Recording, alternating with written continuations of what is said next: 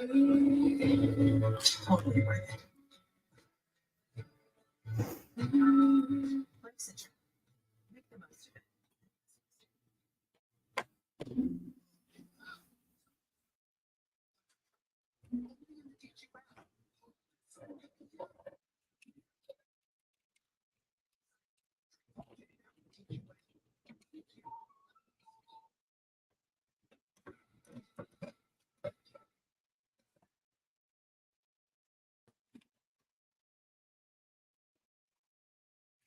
Ron, what is going on, my man? Are you alive? Are you in the cellar? Did you meet Toto? Did you meet the Wizard of Oz? Maybe the Wizard of Oz was available to send you back home. Is your house still in one piece?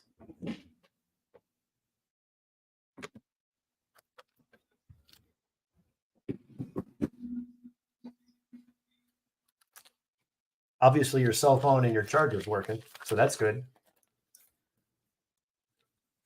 What up, Doug? Sean? Nala, what is going on, my man?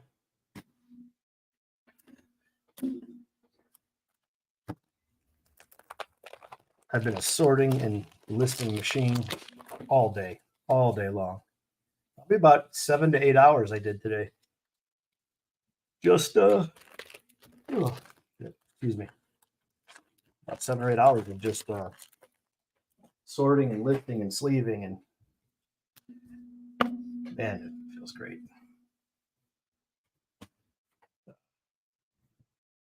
Doing a little bit of everything. And then I got baseball on above. I just got done watching the Phillies. Harper hit 3 home runs, 1 grand slam, 2 solo. So that was pretty nice to see him go from no hits to 3 homers. Now we got the Giants and the Shohei Ohtani's on. So I'm watching that. So let's see what happens with that game. Mookie with 4 home runs already and 10 RBIs. So yeah, you want to crown him? Crown him. Give him it to him now. It's fine. You want to crown his ass? Is that how it goes? Go ahead, crown him.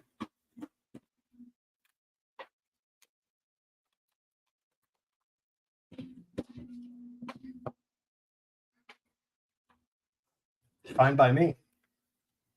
He's okay. He's a young kid out of plays for the Philadelphia Phillies. And I am getting some more cards ready for PSA.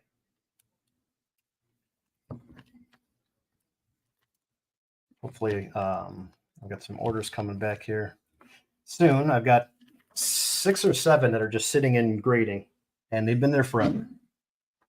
And, I think I'm in the PSA purgatory. Maybe I said something bad online, and they got me. You never know.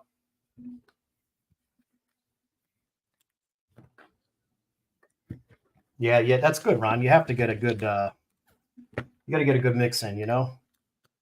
Got to get those days in where you can sell stuff and drug test Mookie. Yeah, Conforto's playing good too. Patrick Bailey, nice, 444 average. Is he the full-time catcher right now? I don't think he's splitting time with anybody, is he? Oh, Conforto's playing pretty good. It's good. I'd like to see this Patrick. If Patrick Bailey's bat ever comes around, I mean, I shouldn't say comes around. If it continues to improve, he's going to be a 10 to 15 year guy, I believe. Obviously, with health, you know, any of those comments are made with health in mind, but he just seems like he's got a good grasp of the defensive side at a young age. So that's pretty cool to see. Always nice to have about 3 to 4 good catchers in the league, especially for those guys that play fantasy, because those guys go quick from the catcher position. I know Real Muto is good with the bat.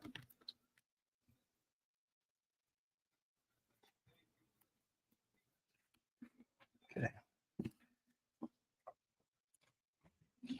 So yeah, this is after going through about 6 row boxes and stuff like that, this is another order that's got to go out. Not one. This is probably going to be 3 or 4 orders. I don't do too big of orders. try to analyze who's playing well, check some stats, check the prospects. A little bit of work that goes into it than just wiping some dust off with the microfiber cloth and then putting some fresh sleeves on it and sending it out. So it is very time consuming. You get a couple of orders done and you look up and it's like an hour or two went by.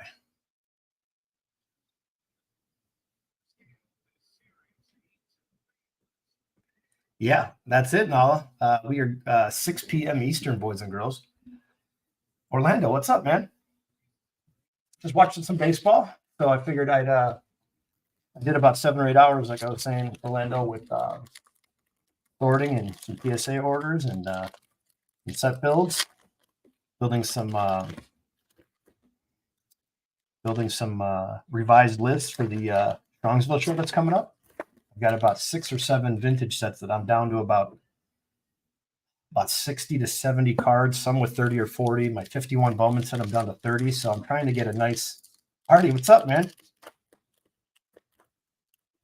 Trying to get a condensed list for the Strongsville show because there's a lot of vintage at this show, and I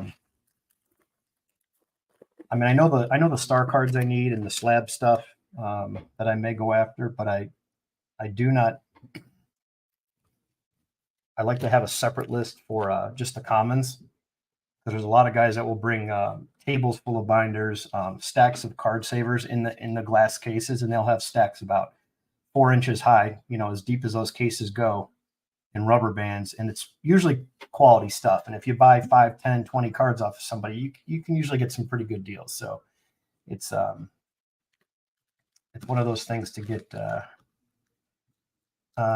You could ship my order anytime. Okay. Yeah, I didn't know if you were getting into the break or not, Beast. But yeah, that's no problem.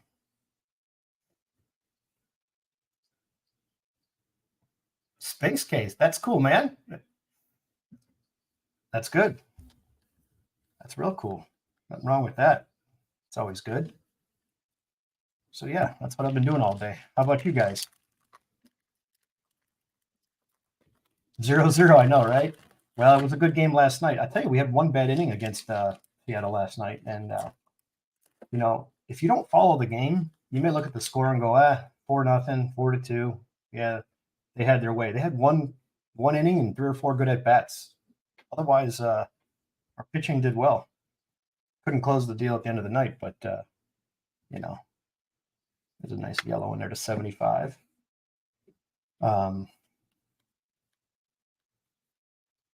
Aaron Hernandez, our first Sky Blue. Yeah, so I think are we underway with first pitch? Yeah, 10:05, right? I can't get this game. I got the Angels and the Giants right now. Let's see if I can get the Indians.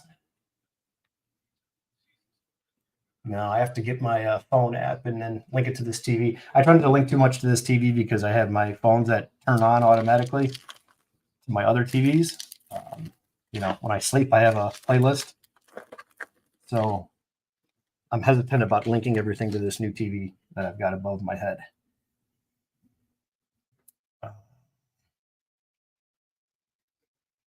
Hey, Frank, what's up, man?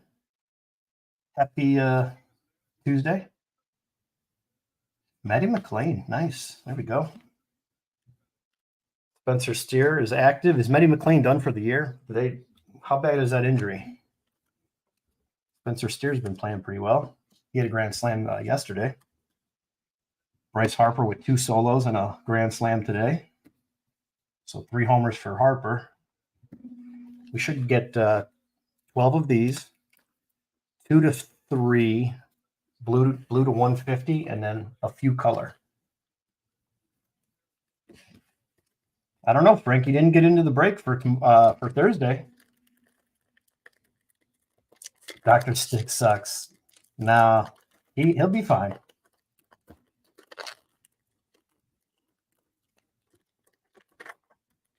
Yeah, well, that's what happens when you play for 10 years and you got all those homers and you start to compile stats. It's not going to get any cheaper. What is going on here? Wow, now that's cool. This is the first time I've seen that. The question is that's Peraza. That's Kevin Parada right there. But that's cool. Can I get this graded? I'm sending it in. Might as well. I'm going to slab this up. Someone will buy this. So this is how they cut these things, huh? What do you think? Little bit outside, just a bit outside. Oh man, but the PSA haters would come back and lose their mind if that came back like a Gem Mint 10. Keep in mind, guys, in the 80s, my uncle would go to like Big Lots and places like that, and he would get boxes of this stuff. And in 1980, I think it was 82, he has a ton of it with like, I mean, the cards are literally cut in half. It's like 40% another card, then 60% the remaining. He still has them. I remember him coming over to my old house when I was a kid. And that's what kind of got me into Mike Schmidt, because he had all these Mike Schmidt cards. So it was Sandberg that I watched on TV, then Mike Schmidt, and then obviously Cleveland. But yeah, he would have these cards and they were just so messed up. And, you know, back then those air cards, people would buy those. I mean, I remember seeing them in card shop display cases and, you know. Well, Frank, it's not about collecting. You don't have to buy in. You just still come hang out. You know, you don't have to buy into the break.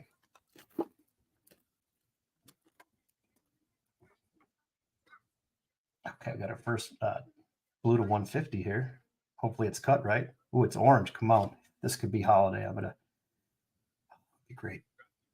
It looks like the close position, but it's not. But it's still not bad. Reggie Crawford, 99 of 150. We were right on. We were spot on with the color. Tell you that Jackson, he's eluding me. I just cannot get any color from Jackson.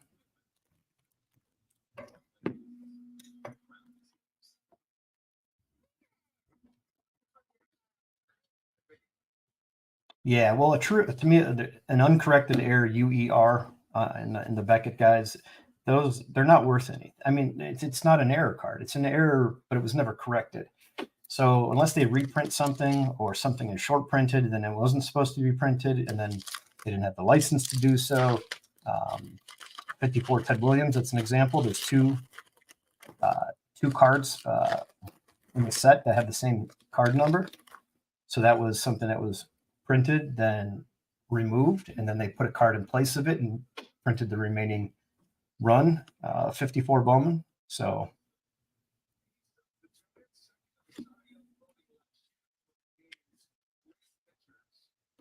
yeah, but the ones that are corrected, the Dale Murphy reverse negative, those are the ones. Yeah, those are the ones you want to get. Those are the ones you want to get if you're collecting error cards. For sure, Alan. Slab it authentic. Yeah, why not? I have a special mission with the USA Polish attack team. Okay, that's cool. Sounds good. I just had like, I don't know, whatever was left in the thing. I had a lot of pierogies. I finished off whatever was left from Easter. I ate them all. I think there was maybe 7 or 8 left, and I had the rest yesterday. So maybe I had 16 or so in the last 2 days. Can't let those things go to waste. Come on. Come on. Hey, that's good. Love it. Look at that. That's a beauty. That's nice. Sky blue, Neto. Neato.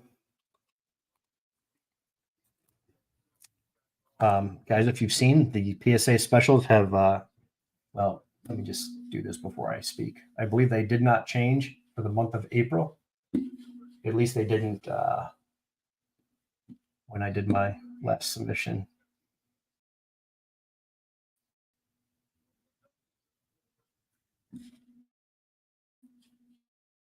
Getting in or cards you want to send. You have 30 days to send them in.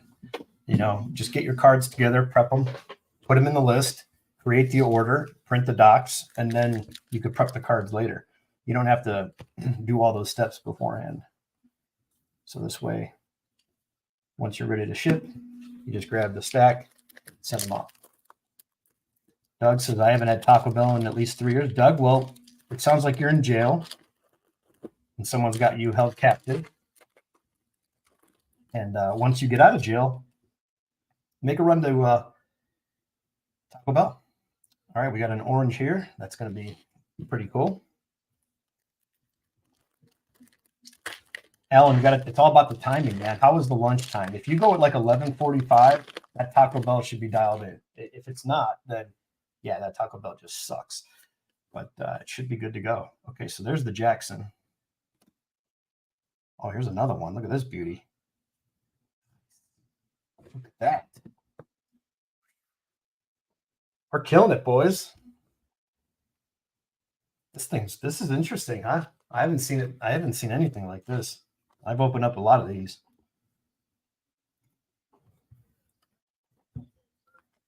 You never been to jail your whole life? Yeah, you don't want to go to jail. That place hurts.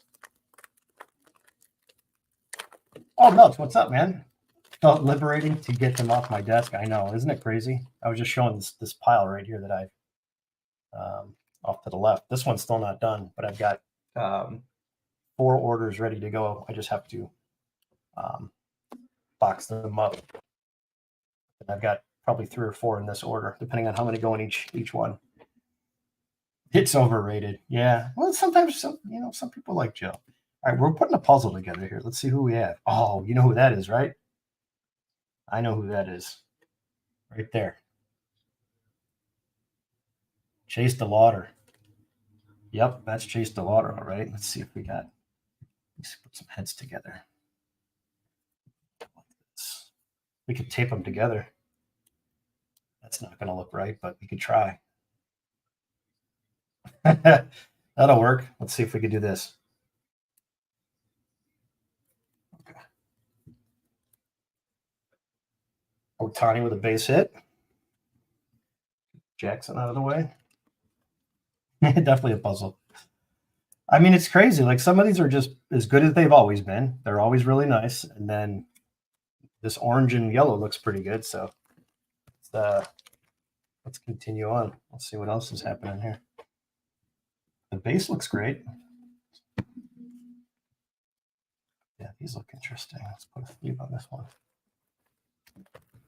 Hey, at least they'll slap them authentic. I mean, they're not fake cards. So someone that's a diehard Chase the Lauder fan or Roderick Arias, they would buy it. Trust me. Anyone that's, a Cowser fan that goes nuts and builds the rainbow and has to get all the different colors, you'd be surprised what people buy. Try grading some of the oddball stuff. It sells quick. 88 Donruss, yeah. Oh, geez, 88 Donruss is tough, man. Such a horrible product. But it's got that nostalgic feel. Like I still have a case downstairs, or not a case, but a box of cellos. I keep the stuff on hand. I like it.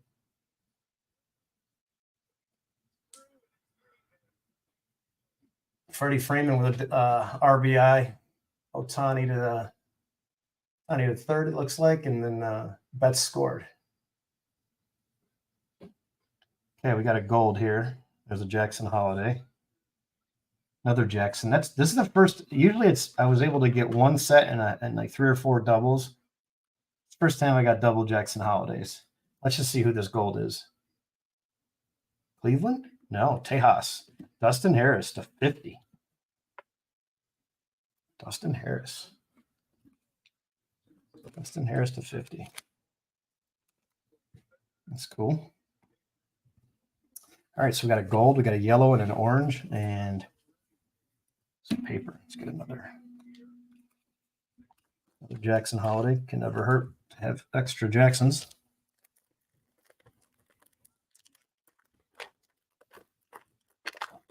Too late to return these. That's funny.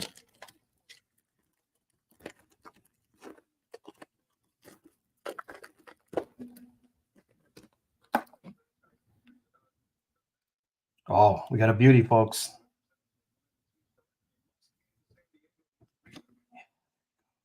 Wait, is that Roderick? Yeah, that might be Roderick. Let's see. Dude, we got it. There's one. Wait, yeah, that's it. That's a match.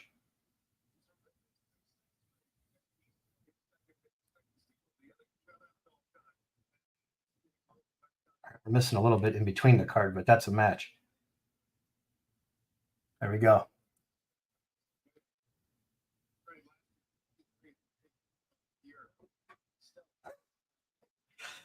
Where's the other one? Oh, that's different. It's not going to do it. So we got 1, 2. We got one match. We got one puzzle piece complete.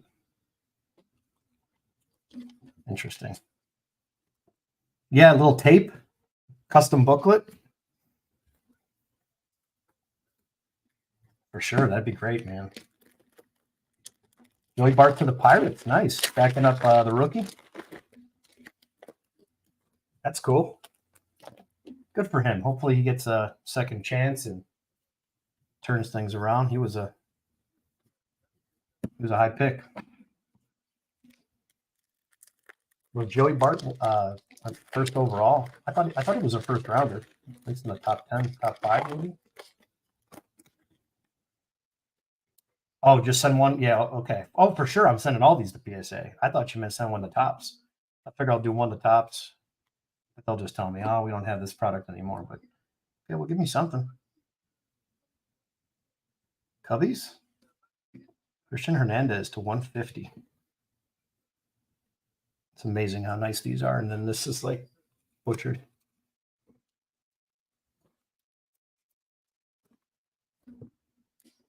Oh, yeah. Who did that, Melch, that did the gum set?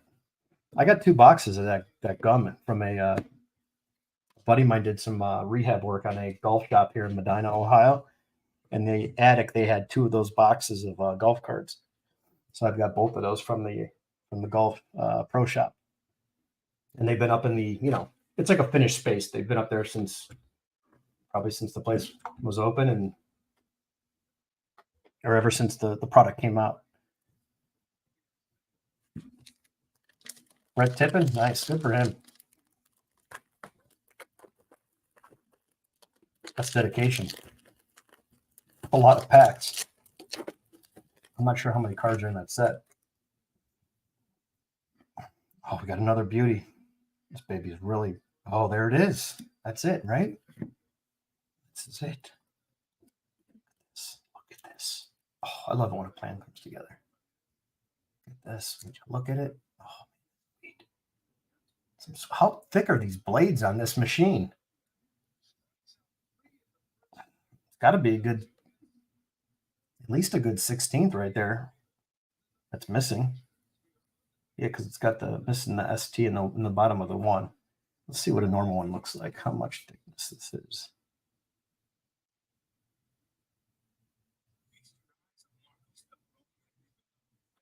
Okay, so almost the Bowman, top of the Bowman plus the ST. Yeah, that might be an 1/8 inch. The thickness of that blade is about an 1/8 inch when they're cutting these. Yeah, because look how thick. If you see the line here, look how thick this top border is. That's definitely too much. And then that bottom border is real thick. So probably right down there, you take off the, let's see if I can do this. There it goes. Well, we learned a little something today, boys. Thickness of the blade when they're cutting these. Very interesting. Very interesting.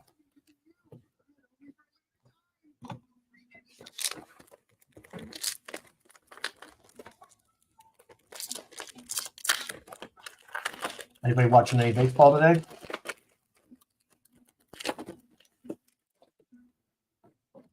look at base pack here.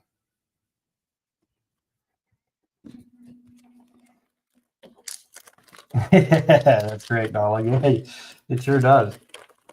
Well, thank God it's not the rest of these cards because the last few boxes I did were awesome. Yeah, this one's fine right here.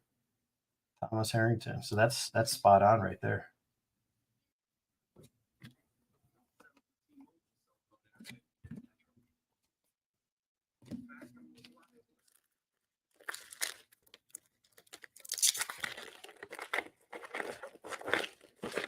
Yeah, today was a card sorting, baseball watching, listening day with work in between. Nice. We got 2 yellows. Let's do this one too. We got the gold already. We got a yellow here, and a orange in this pile. So little extra on the hits this box, which is great.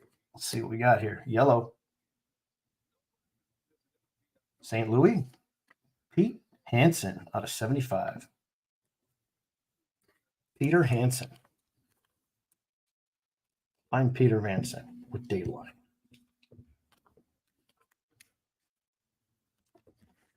Have a seat right over there. So you brought a bag. Why don't you tell me what's in the bag? You have condoms and wine coolers. Do you think that's appropriate for a 13-year-old? Whatever happened to that show? Oh, we can make something custom. Let's see. Ooh, we got a good one. Oh, that'd be great if it's Jackson Holiday. Oh, God, that hurts.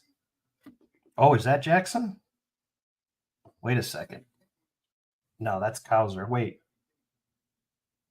No, because the back goes to the top. That might be Cowser. Where's the Cowser at? Wait, didn't we have Colton Cowser? Here it is. Okay, yeah. So that's Colton Cowser. And there's the Chase DeLauder, which I'm going to keep this for sure for myself because obviously I'm collecting Chase DeLauder. So that's cool. If I'm going to get one, I'd like it to be this. So I'm assuming that this side of the sheet, however these were cut, is where it started to go really bad. And then whoever else is on the left and right of the sheet, don't know how they cut these. If this is a bigger sheet, if this is smaller, we don't know how they do these. Okay, so we're still waiting on, hopefully not waiting, but there's probably this one. This would be the bottom of the sheet most likely. And then this one, we're waiting. Oh, Parada. That's what it is. Parada, and then this guy for the Blue Jays.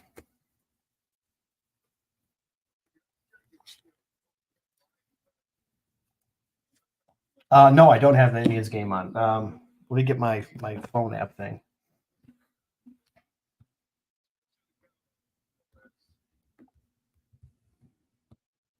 Let me go to the ballpark. Let me see if I could stream this from the ballpark app.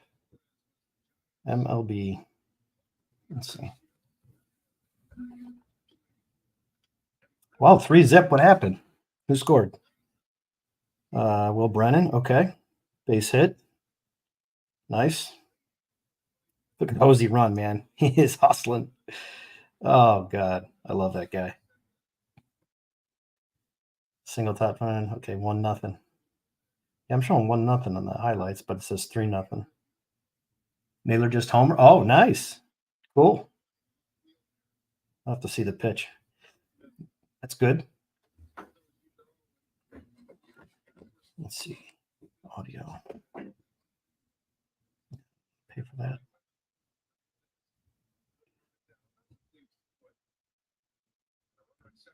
Let me just go to local radio. Yeah, I've got the Giants. What is the score here? Looks like 1-0 for the Giants. What's the Yanks score, Nala? 1-zip. Oh, Ryan Yarbrough is still pitching. How many years has he been in the league? He was a high draft pick. This kid. Ooh, right up the middle.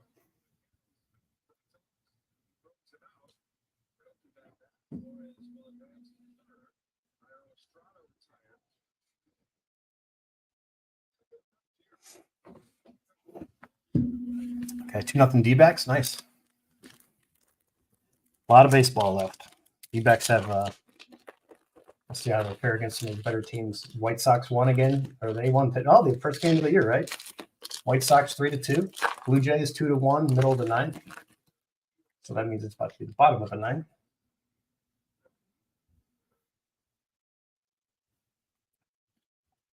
Red Sox and A's. Okay.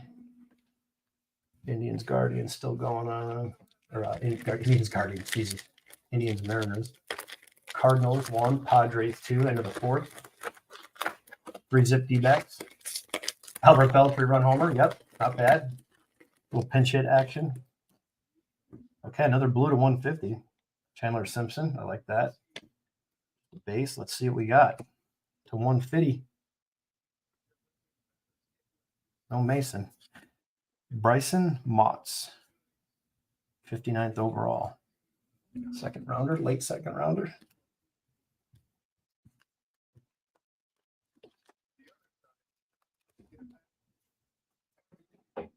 We still got a yellow and an orange. We got 1, 2 packs to go. You want pens. Pens. Pena. Oh, okay, Pena. Jeremy Pena. Wayne Sims. Sky blue. This one looks good. Lawler. Yeah, there we go. Jordan Lawler. When do we see Lawler? This year? Is he playing? I haven't checked anybody's lineups. 6th overall pick in 21.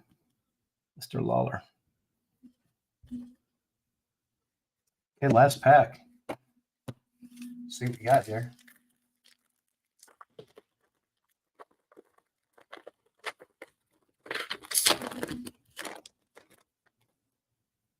Base pack. Nice. We got Yastrzemski on first. Runners on the corners, 1 out. Patrick Bailey at the plate.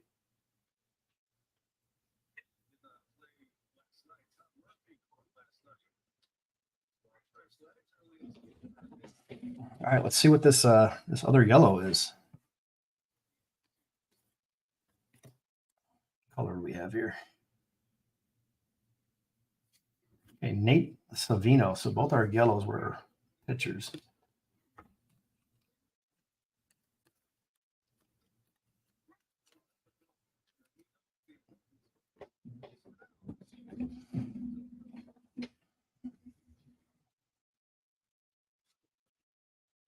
Yeah, well, wait, didn't Josh Young just play yesterday and hit it? He hit a homer, didn't he?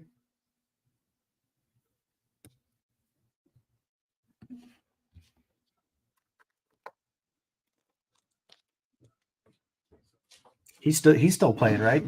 Or did he get hurt already? Are you saying he got hurt again? Because I watched that game pretty late.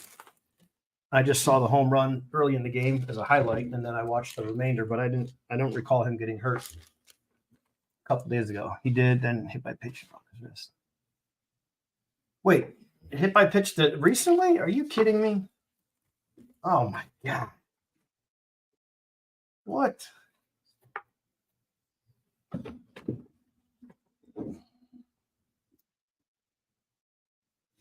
Yeah, Tony Pena. That was a good one. Oh, we got an orange here. Yeah. Oh my God, Artie, that's crazy. That's terrible.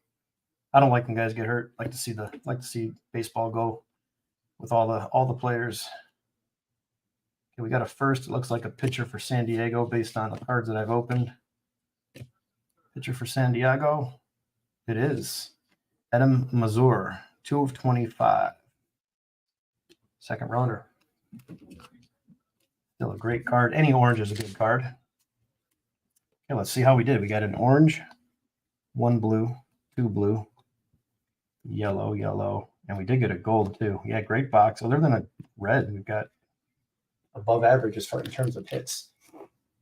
Nick Ahmed drives a run in. What do we got here? 1-1 tie game. Bases run on first and second. 2 outs. Okay, so yellow. 1, 2, 3 blue. So it looks like we got substituted a blue for an extra yellow. We got a gold, orange, and then these sky blues that were still good. 1, 2, 3, 4. 1, 2, 3, 4. And 1, 2, 3, 4, 5, 6, 7. 7 and 4 is 11. There's 12. Yep, so that's right. So the count's right. So we did get eight bad ones and 4 of those. Never seen that before. Very interesting. But we did get some doubles, which is good. Because we got 2 Jackson Holidays.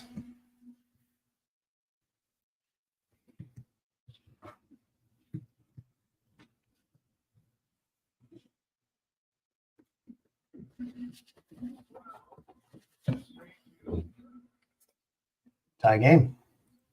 End of the inning.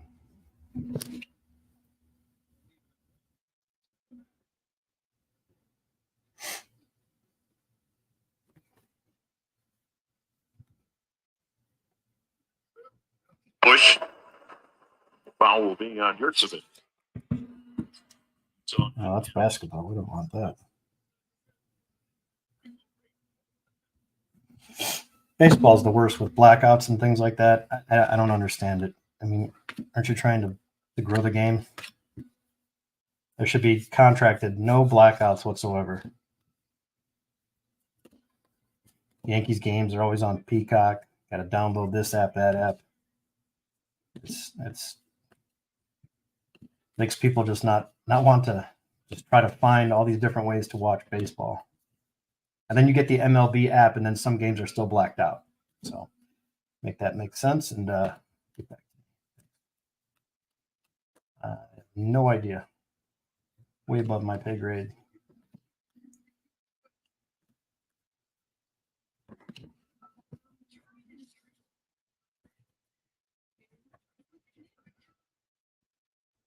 Yeah, Artie. I mean, I don't get the. I mean, listen, I understand how the money thing works and all that stuff, but in terms of baseball and the MLB, when you're working these deals and you have the leverage, and you're writing the checks to these companies, I don't understand how that's not talked about and worked in. What do they think, that people are just going to go to the games more if certain games are blacked out? Like, what's the motive? I those are the things that I like to learn about. I guess I do, and then I don't, because once I find out, I'll just be probably more aggravated, and then I'll hate it just more. Cubs just kicked the Rockies' ass. Well, that's like saying you beat up a third grader, Maddie. I mean, it's the Rockies. It's like saying the Indians are awesome because they won 3 out of 4 against Oakland. Oakland doesn't count. The Rockies don't count. But it's a nice start. Seiya hit a nice homer today. It still counts. That's right. It is true. They do count. All wins count because any team can win. But you know what I mean. Weather is crazy. Lots of wind, lots of rain. It's warming up over here in Cleveland area, so it's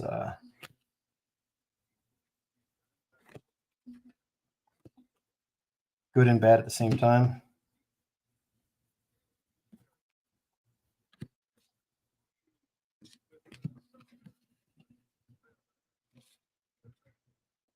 Yeah, loving what Morel's doing. You just got to get that defense to come around. I mean, they'll keep him out there for, his offense is great.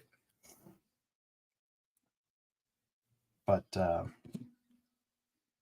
yeah, he'll come around. He's young. The kid's really young too, so it's not like he's not going to get some help and grow into the positions if they, depending on where they keep him at. So it's so early in the season, stuff can change. I mean, even as a DH, but I don't think that would happen. But if you get a deep run and you do make the playoffs, you cannot afford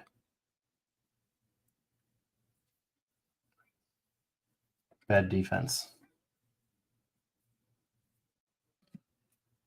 The only position I would give up a spot for. Not saying you're going to go 0 for 4 in a 7-game series every single day, but the catcher position. I would give up the catcher position for the better defender over the better hitter in a 7-game series. That's what I would do in terms of if I was, making the calls. That's the most important, in my opinion, when it comes to playoffs, at least.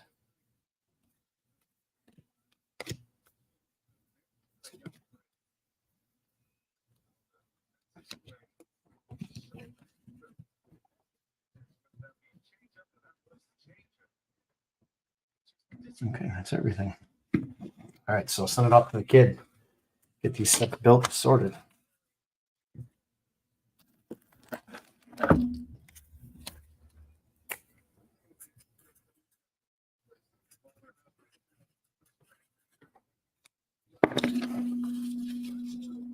Yeah, Julio, he's okay. Man, he was good on defense. He's playing really well. He's always been good on defense.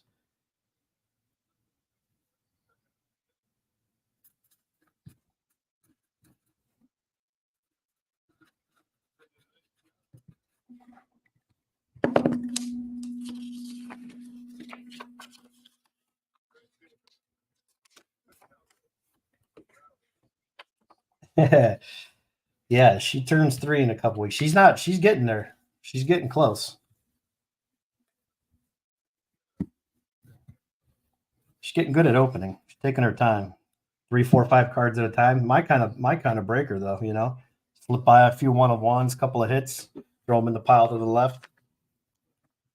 Off to the side, out of sight, out of mind, you know, or out of mind, out of sight.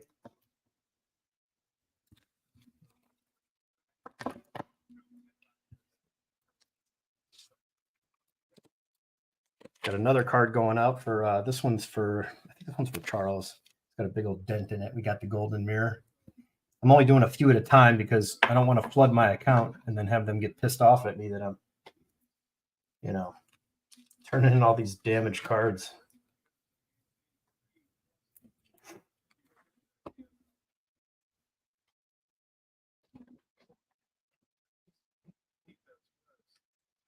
Yeah, you guys got great pitching, Alan. Pitching is good.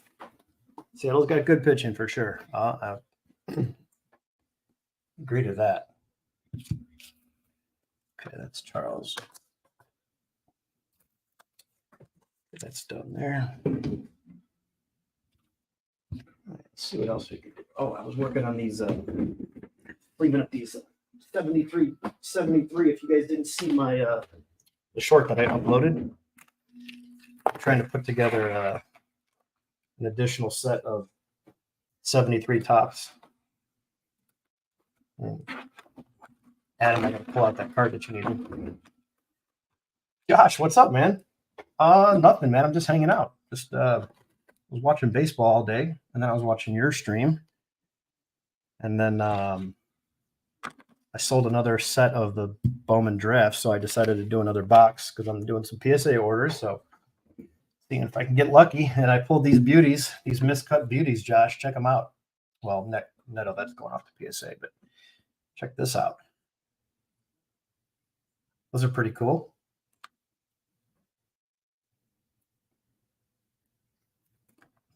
I know when Fuego says I have small hands, I'm like, in what world are my hands small?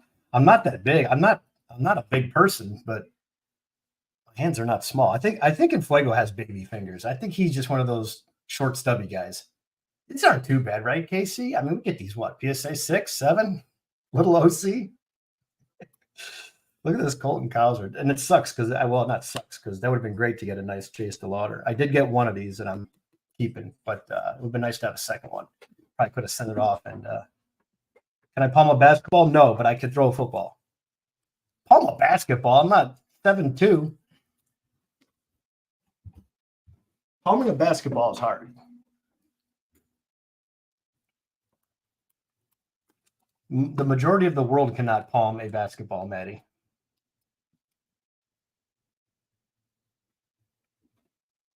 I think in Fuego is just we call that deflection. We call that deflecting. But we'll give it to him. I like Fuego. We'll give it to him. It's 60-40. 60. Hey, it's within the PSA parameters. You know what's really hard to do? It's hard to throw a golf ball because how small it is.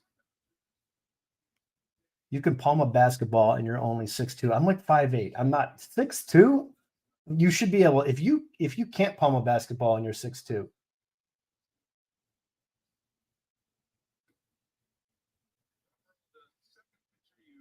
Yeah, Adam, I think I'm working on my 4th set right now. I love 73 is my favorite set of all time. That's when I first had my first look at baseball cards was my dad's comics. In the comic box, he had these little book of stamps. I think it was like orange. No, it was red. I want to say it was 60, maybe 66, 68. somewhere in there, mid 60s, and it was the red album, and the stamps were a little bit bigger, and maybe like an inch and a half. I know the 69 stamps are only like an inch tall by 3/4. So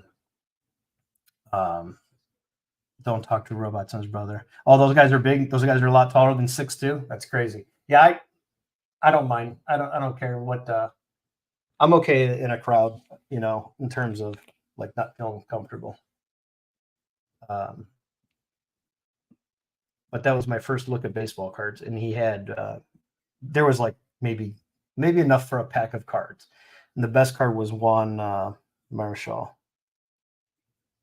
in the 73 Juan Marichal in the 73 set. I got one in here. It's not this card, but I still have it. So I know he's in here. Saw him earlier. But these are just really nicely centered cards. This entire set stack here is just really, really nice. Every card is just, you know, from commons to stars. It's centering is great. Rod Carew.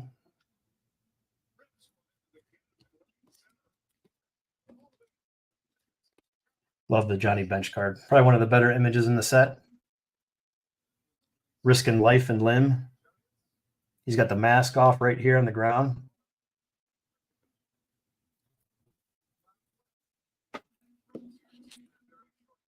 Jesus, that's pretty tall. Where the hell is that Aparicio or the Juan Marichal? There it is. Yeah, there it is right there. Yeah, that was the best card in the pack. Couldn't tell you who else was in there. Pete Rose. I couldn't tell you who else was in the Well, yeah, he just had them stuffed in a box, like on the side of this box for, you know, baseball cards or comic books. And I think he gave them to me, and I probably did something with stamps. I don't know. I probably ripped it in half and cut it up to pieces. I was young, maybe 7. Then I went. Then he had his comic books in the attic, and I think we were in the attic. All my sisters had a room upstairs in the attic, and I think we went in the attic, the eaves, like the attic, and then had like a knee wall that was maybe 3 feet tall with a little door. We'd crawl in there and get all the toys out. Well, not really toys; they were like his stuff, old Atari, Christmas stuff. And then we got into the comic books, and my dad says he remembers going upstairs and seeing all of his comics. We were stepping on them, and they were all over the place. You know, we were probably ripping some of them. We didn't know what we were doing. We didn't know what we were doing and how bad it was.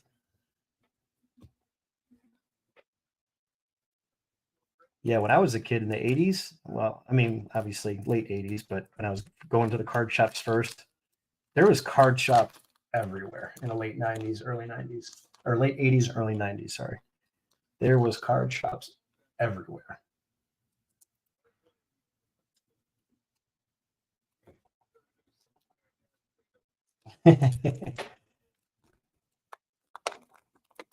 Where did you guys have card shops by you in your neighborhoods? Like, did you guys have like a regular LCS that you went to when you were a kid? Ride your bike up there, or just walk in? And my dad would call them the 5 and dime stores, if that was a thing. I don't know how old everybody is in here, but my dad would always tell me that the 5 and dime stores, that was the places. But my dad would get used comic books. Used comic books. Does anyone in here collect comic books? I just had a question on grading. Only candy they had? Yeah. Yeah, they first saw what tobacco did for in those candy companies.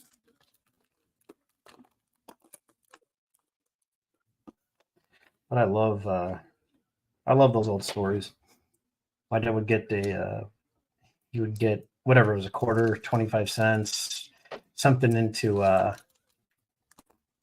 yeah, I would sell spots in the rooms, Frank, depending on if it was a sleepover or not. Our house was like the hangout house. We always had a lot of people over. One of those houses where you just knew to meet up with certain people when you're out riding your bikes. You know, you didn't have, before there was any pagers and cell phones, you would just gas station and sell cards. Yeah, that's great. Well, we'd go get the little packs of smoke bombs, Garbage Pail Kids. I would get the baseball. My sisters, I know my sister had Garbage Pail Kids. I didn't get into those as much.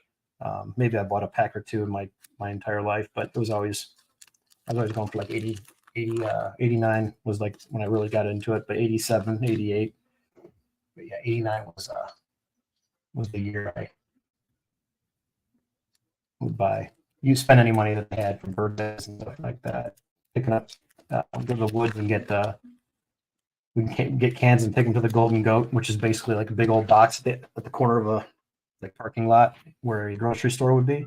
And then we'd walk or drag this bag on our bikes, double on the pegs. And one guy would hold the bag off his back shoulder, trash bag, keeping it off the ground from dragging, filled with cans. We'd be in the woods at like Saturday morning. We'd get a couple dollars worth of bottles. The glass bottles, I think, were, I want to say 15 cents back then. 15 cents. All the little candies were like 10 cents. The Jawbreakers, Lemon Heads, the Boston Baked Beans, all those things were like 10 cents a piece.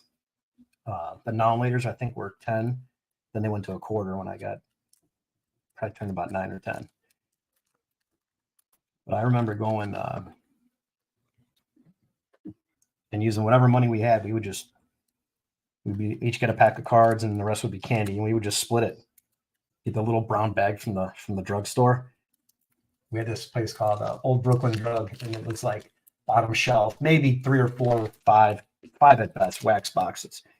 Usually like the 80 tops, 87, 88, 89, and then they had some 89 Donruss, and then maybe some Score.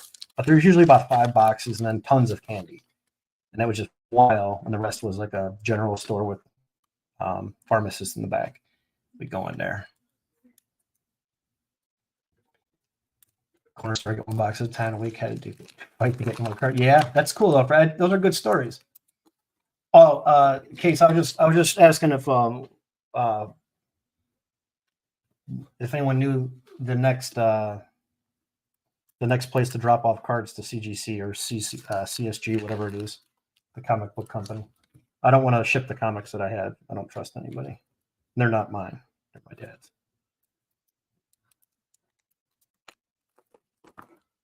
Craig, no, I didn't grab any. I've got, I will have some. I just didn't, I'm not paying that.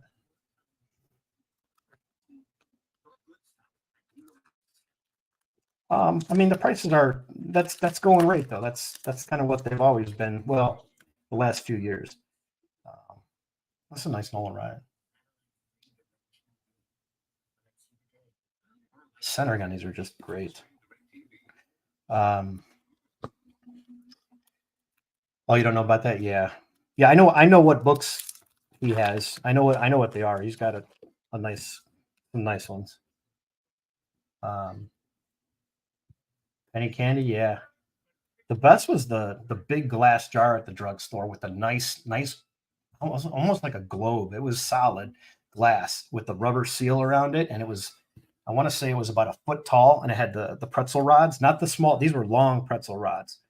They might have been like, it had to have been at least 12 inches tall, but I'd say maybe 8 to 10 inches in diameter. And that thing was stuffed. And I think those pretzel rods were like maybe 3 for 5 cents. They were cheap. And I was born in the 80s, so I'm talking like late 80s. They had great deals on those. We would definitely get some pretzel rods with that driveway salt that they put on them. You know, that was always pretty cool. You buy packs, open them up. Well, oh yeah, walking down the street, the Raptors would be, yeah, we did all that stuff. We just got to the gum, and then we're trading cards as we're walking down the street. Most of us were on bikes by then, but there's times that we did walk. Corey, what's up, man? I just broke a box of Bowman for myself and watching some baseball. So I just decided to go live and hang out, see what's going on. Not doing any breaks or anything, just hanging out, seeing what people are up to. Prego, how about you? Did you grab any? I mean, if you got a way to break a case, I guess the case price is not bad. Was it 3,100, 3,190? Let's see, 3,190. And there's, I don't know if they trimmed that case down to 10 or 12. I don't, or 10 from 12.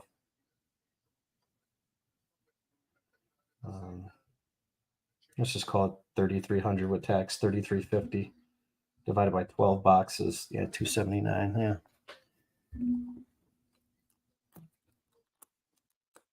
Oh, now and later packs were great. I would, when they were too hard, I would take them and I would test the limits on seeing what you could do in the microwave. And I think I messed up a few times and it would just, my mom yelling at me,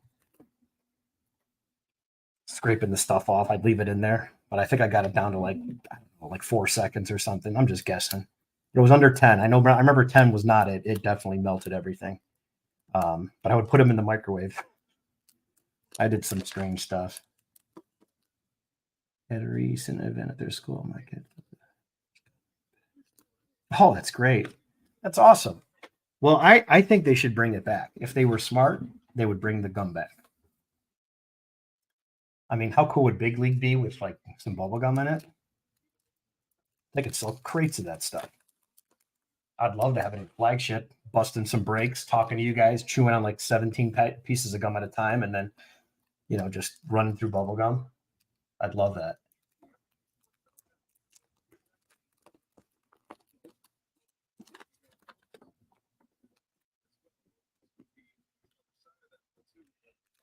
That gum is not terrible.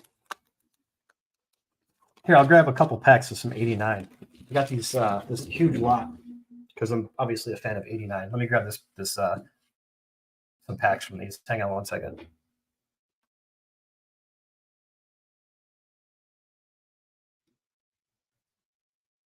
Mookie Betts just hit another homer. That's number 5.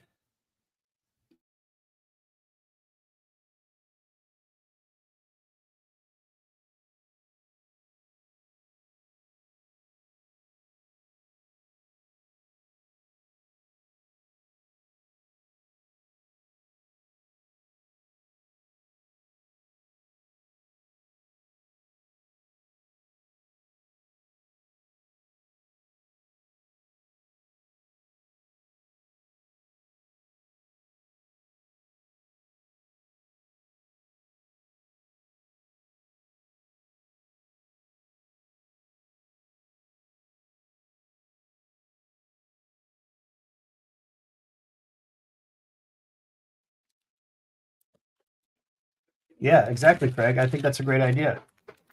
1991 was the last year for gum. 91 top. So here's 89. I got this in a lot in an auction. I guess they call these alternative wrappers. I've never seen these in boxes or anywhere else. I think they still had racks, I believe, in 89.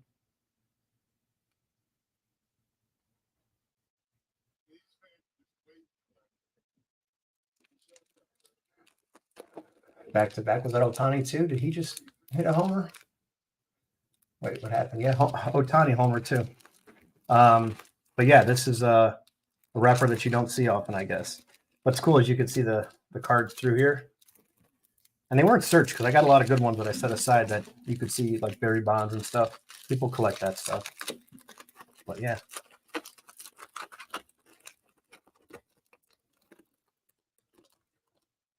Nothing wrong with that. Yeah, let's see what we got here. Where the hell's the gum? Yes. What the hell's going on here? Wait a minute. You kidding me? No gum in this pack? What the hell? That was the first time I opened a pack without gum. There we go. This one's got some gum in it. Let's see who's on the front here before I do this.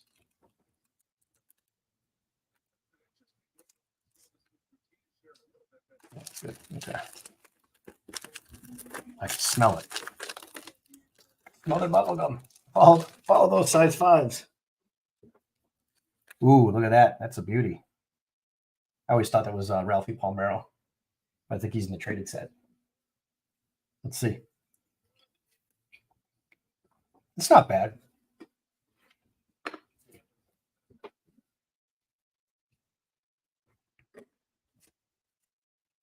Call me crazy, but you can get some nice stuff out of here. You get some of these to Jim. You got some cash coming. Steve Avery. Ooh, Jim Abbott. Look at that. That thing's fresh. Frank, check it out. Pack fresh, baby. Man, smell that powder. Oh, yeah. That's the stuff. That gum release on there. Pack was juice, baby. Doc Gooden, turn back the clock. Boy, I'm living now. What the hell happened to the gum in here? I'd be bummed. If I was a kid and got this pack, I'd be throwing eggs at that store right when they close.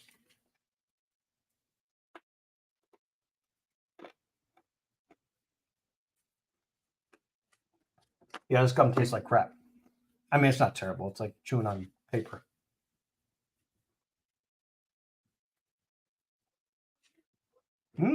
Tony Wynn. Cool. I need a water.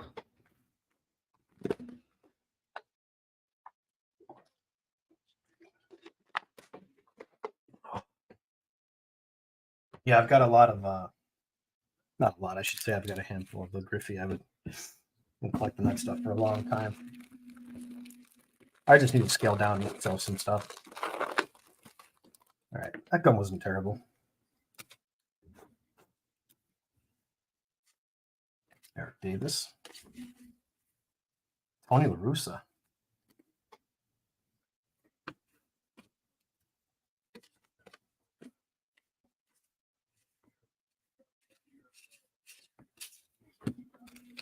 Yeah, so this is pretty cool. I like getting this stuff because I just open so much and I love it. Just the nostalgic factor. Just to be able to open this again as an adult is I'm thankful that the bright side is getting the memory of opening something like this. You know, some of you older guys, it costs you thousands of dollars to do that. For me, it cost me, I don't even know what I paid for the slots, a huge box of them. And it wasn't much, but you could recapture that childhood for a cheap price. So there's that.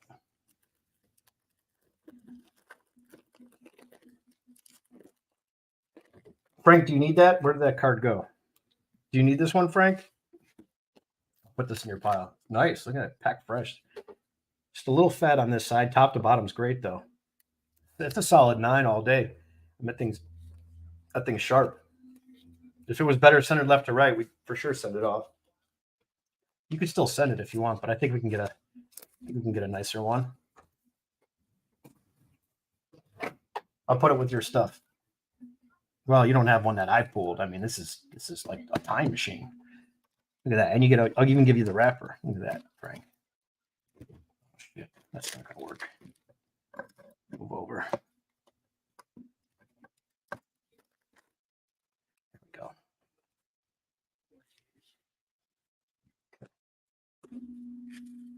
Yeah, I've got a box over here because I've been slowly opening these. I think it's one of those things I'm going to open up throughout the whole year or a couple of years. I've got so much of it. I'll just, whenever I feel the need to get back to that. Well, here's one I pulled. That's Barry Bonds front. So if you guys are collecting wax packs or anything like that, like this, the best thing to do, the size of your wax pack, just get a team bag and then put a clear, or not clear, but just put a top loader behind it, a standard size top loader, put it on the back, wrap it up in a team bag, and that'll keep the thing from sliding left to right, and it keeps it really centered. And then this will, if you wrap it tight enough, this won't even drop down. So just a cheap, easy way to do things.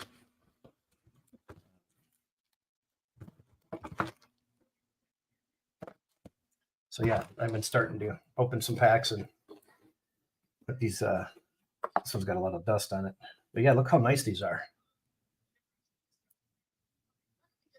I know it's junk to people, but not to me. I love it. All right, let's see what we got here. Oh, this was a cool card. You got this little Bash Brother action going on right there. I never knew. I could never figure it out if, I think that's Walt Weiss, but I think this one right here, I always thought that was Canseco. I'm like, man, Canseco's in there.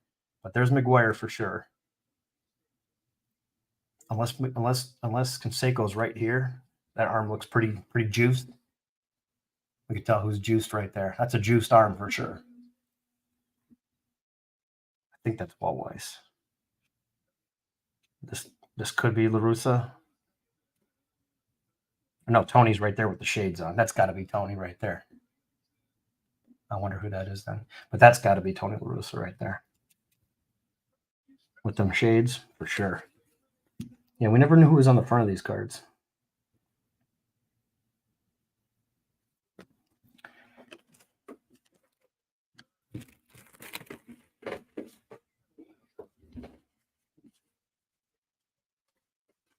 Ooh, look at this. Man, that's a beauty. Anybody want that?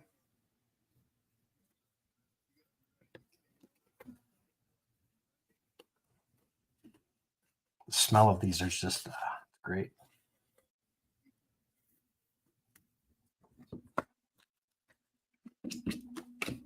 Might have to bring the shop back out though.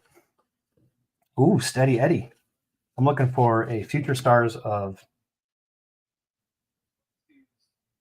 Yeah, these are nice. Send it to Melch. Yeah, it might be in pieces by the time it gets there. But I do want to get a nice Sheffield. There's some good stuff you can get out of here. I mean, it's not. You can get the Randy Johnson. You know, for the price point, what these packs cost, I'm just looking to snag some key names off the back here.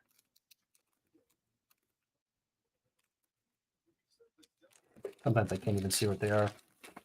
Whatever. Oh, look at that. Another one.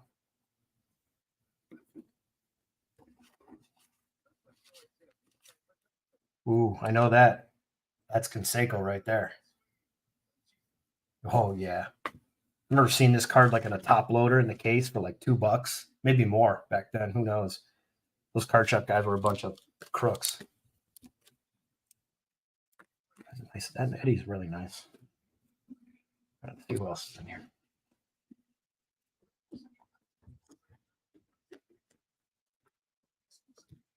Steve Avery, that's cool.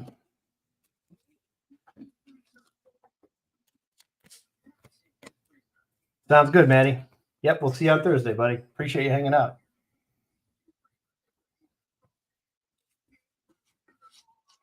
Look at that, Cecil. Yeah, let's bring back memories. The big cat. Tell you what. I mean, there's a little tiny spot right above his shoulder, but you pull something like that. I know it sounds crazy, but that's as nice a centering as you're going to find. And these cards sell really well. There's guys at PC this stuff. You'll get $40-$50 a card for a PSA 10. I mean, the McGuires and stuff like that sell easy. I did a lot of 89 Bowman, 90 Bowman years back when I was able to get stuff for, $5 to $7 a box. You send something like that off and you got a good shot at a 10. That's cool. I got one more pack after this. See what we get.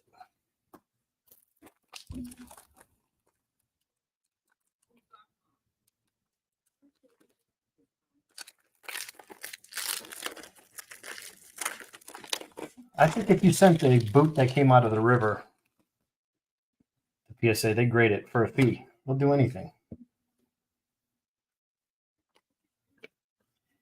Greg Gross, Tommy Herr. There we go. Look at that. Tommy Glavine. Weep. Tom Glavine.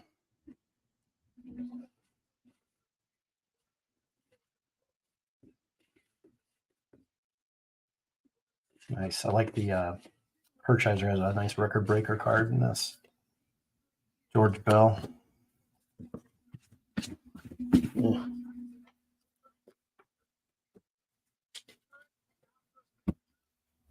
Bell played for the Indians, I believe, for a short period of time.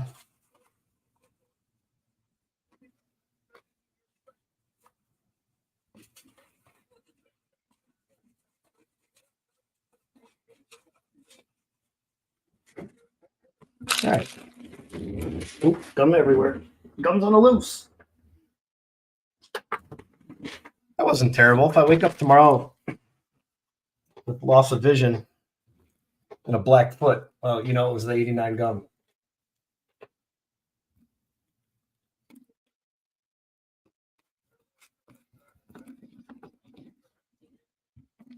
All right, I give you the Abbott. I'm gonna keep the Glavin.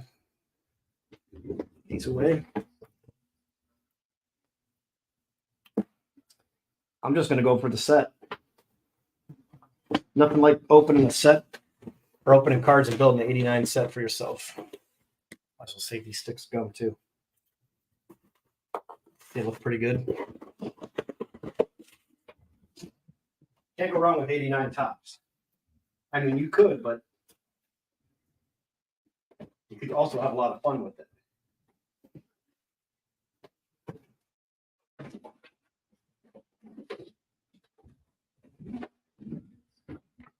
Guys, if anybody's interested or knows anyone that's interested, there's 138 cards here for a all in new card savers. It is low grade, but it's a 51 Bowman set. So if anybody's interested in a starter set, there's a handful of doubles. I'll give the doubles too, but looking to sell. And there is some clean cards in here that you'll find that aren't that bad, but then there's some like this. But then you'll come across something decent with a little mark on it, but it's in good shape. Boudreaux with the Red Sox there. So I think it's a 320 card set. Dale Mitchell. But yeah, fresh card savers and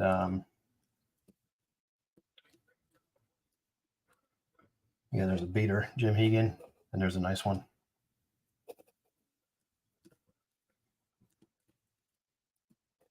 I'd like to sell this as a starter set lot. There's a couple of decent ones in here. Yeah, some of these aren't as bad as I thought. I think I just upgraded some of the cards as I went along. Oh, that's great, Craig. That's awesome. That's too funny. God, no, I doubt it.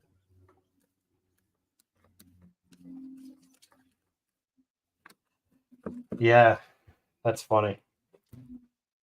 I think I have an extra feller as well. Yeah, this one's not bad. Yeah, there's some decent ones in here. I didn't count the doubles, but I know there's 138 unique. Yeah, so randomly there's something like this in there that's just that's too nice, Probably should just sell that card by itself. Small wrinkle here, but still just a nicely looking. Nice color. Clean back, no wax. It's too bad a little tiny wrinkle right here. But anyway, so yeah, obviously you would keep that for your set and then get rid of this one. But I just want to sell it as a lot. These are just cards that I acquired over time. There might be 20 or so doubles in here. I know, definitely trimmed down. Craigo, definitely trimmed down. It's definitely trimmed down. I don't know. Well, that's a nice Bobby Shantz. Let's see. Oh, that's not bad. See if there's any damage to this one. Well, fisheye, but no creases on this one. That's actually not a bad card. That's a pretty decent Bobby Shantz right there.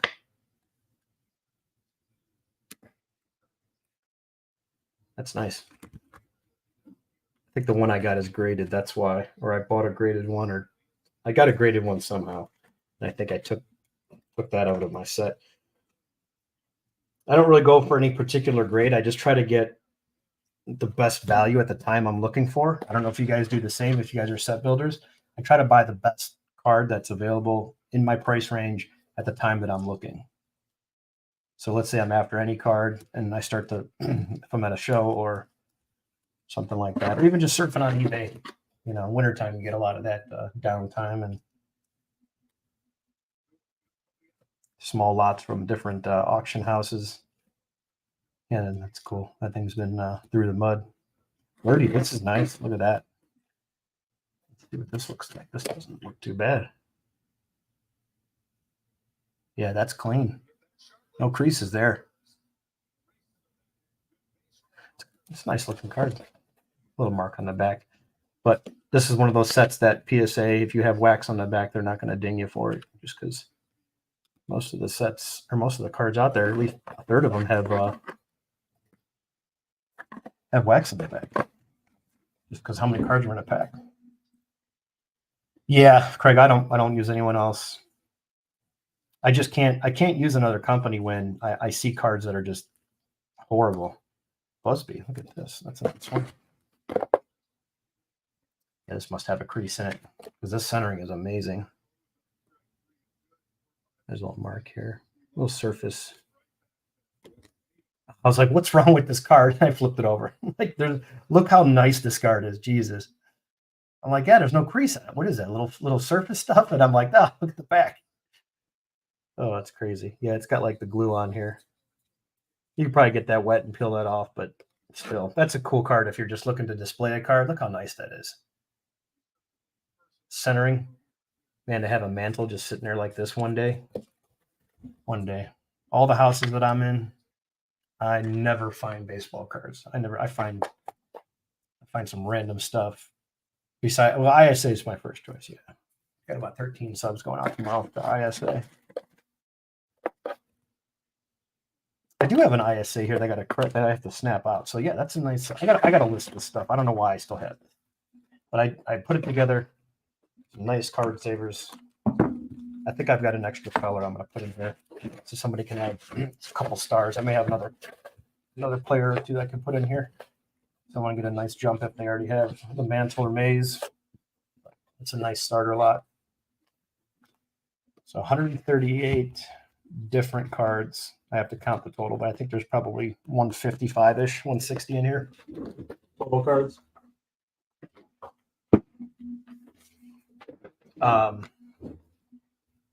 What's up, man? Doc's Cards. How are you, buddy? All right, let me show you the let me just share with you, Craigo. Let me show you the card that I took a picture of here. I think I mentioned this before. These are just videos or photos I have of videos that I was thinking about doing, but I really didn't want to get into that news type content. I'd rather just hang out and talk cards and things like that. So, and again, I'm not knocking the seller or anything because I don't want to bring up like who's the seller. That doesn't matter. Things like that.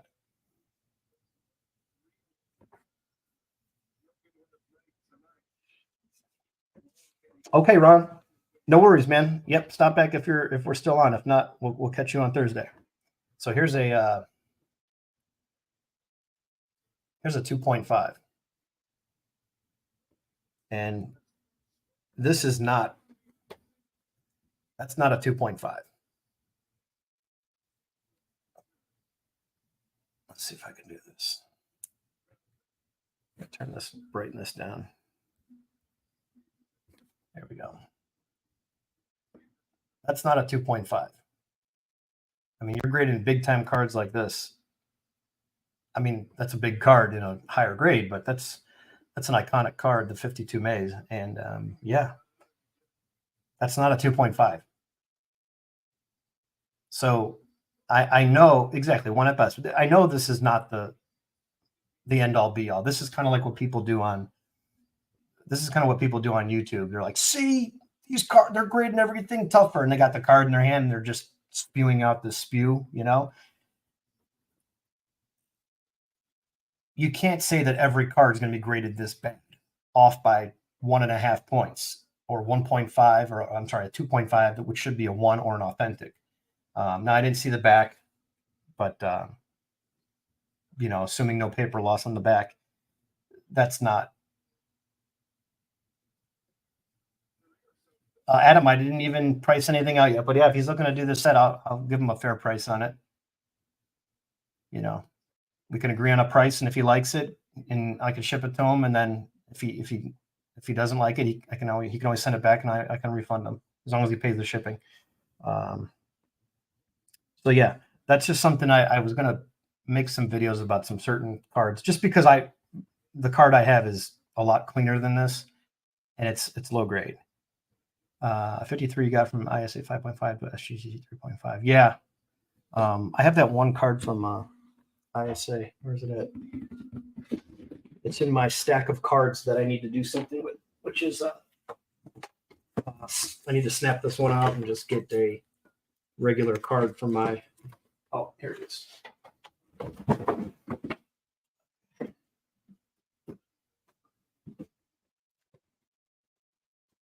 think it was this ISA. ISA.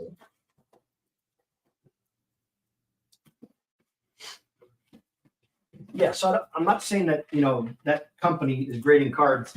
They're not grading 8s into 9.5s, even though that's a 1 at best anywhere else. And it's in a 2.5 holder. But I was in a chat somewhere, and they mentioned, oh, the principal grader or the top grader is so-and-so from so-and-so. Like they were bragging about the person or vouching for them. I'm thinking to myself, well, whoever that guy is, he needs his eyes checked, because there's never been a grading scale where that's a 2.5. Now, could you show up a nicer card and say the one you have is undergraded? You could do that too. So you have to note both sides of the story. You can't compare a 2.5 to another without all the facts and all the details. So.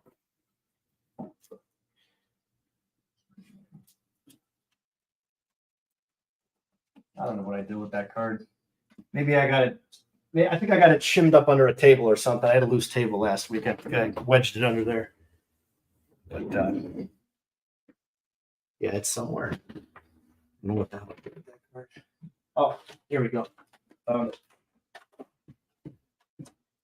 it.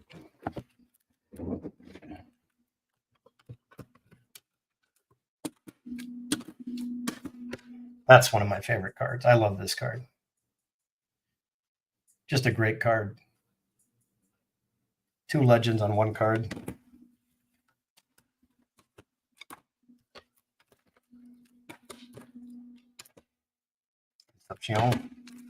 Yeah, this one here.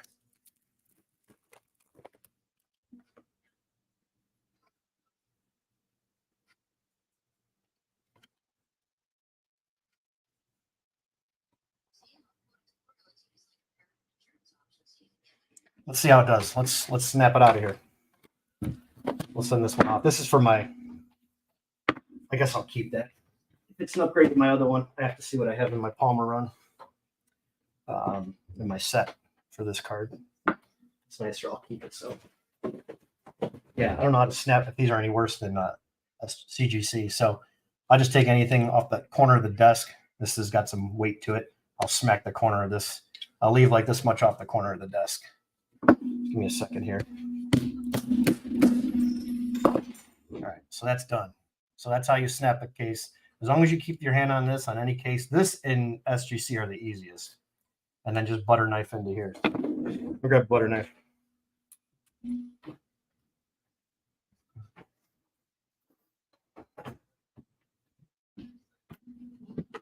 Couple shards stuck in the foot, and just come in here like that, and then just pry up. That's it.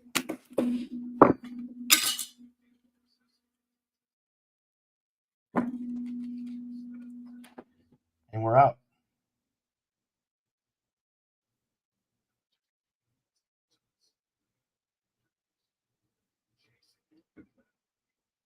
Nice clean surface. And the first thing I do is grab some cards and check for size. So if you're grading cards and it's vintage, don't get burned by trimmed cards. Grab a stack of base cards. Here we go. Perfect example. So we'll grab these and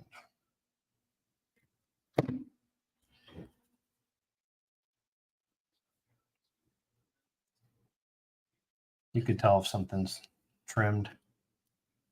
You can do the full deck like this. And the card could tend to slide. Or you could just do the 1 and 1, which is also pretty easy. And you can notice the difference. And these are brand new cut cards, obviously, being this Bowman just out of the pack. And you could feel if you've got a trimmed out card. You just hold it like this, and the card will start to move on it. That's usually what I do.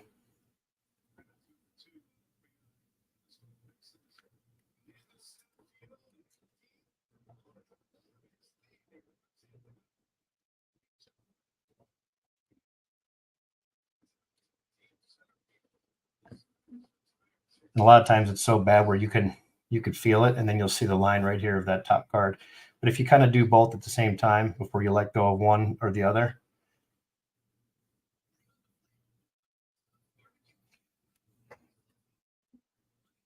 another cheap way, if you're ever unsure about a card and it's got some waves to it, just take the card. I always use my phone. Take the card like this. It's really easy to do. It's nice and straight. So you can usually see a big gap in the wave or a hump in the card where there's a gap, you can see light through it. We'll take a card like this and, up to the light, looking through with the light passing in. But it looks fine.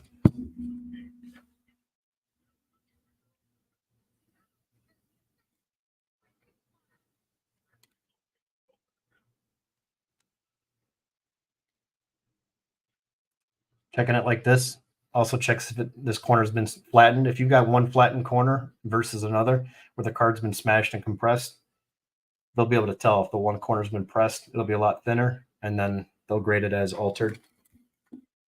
A lot of times people get it and they're like, altered? I've had this card for 30, 40 years. Freaking out, It's not how it works.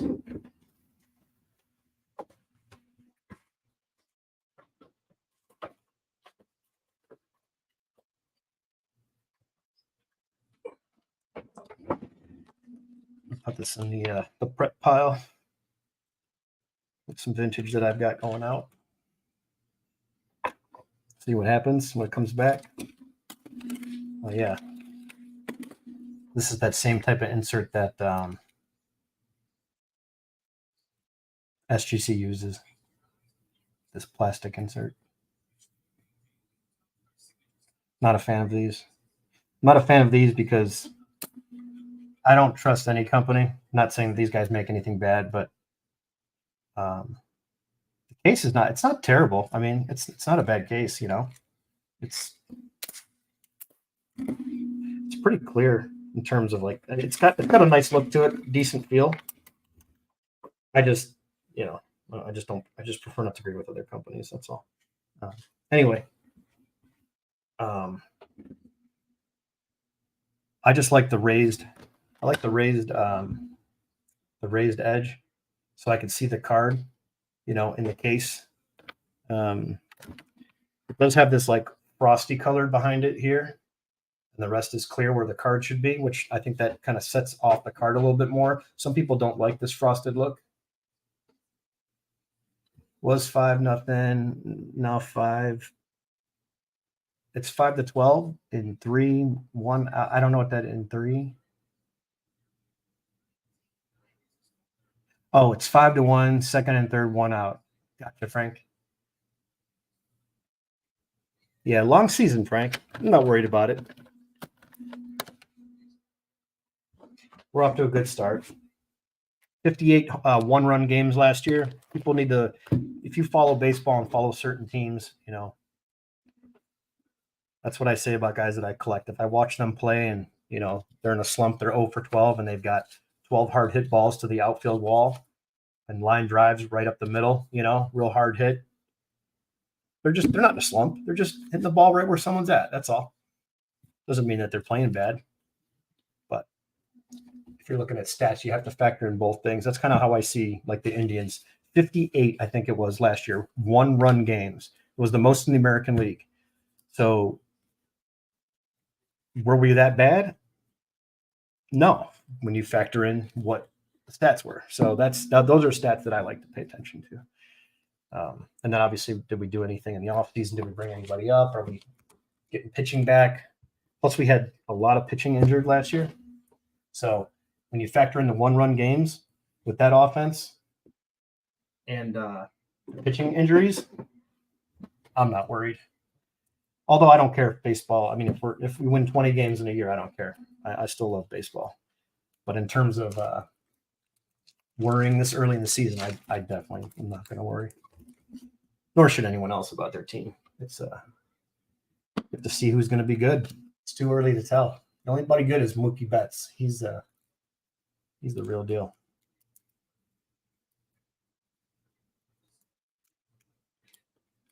Charlie G.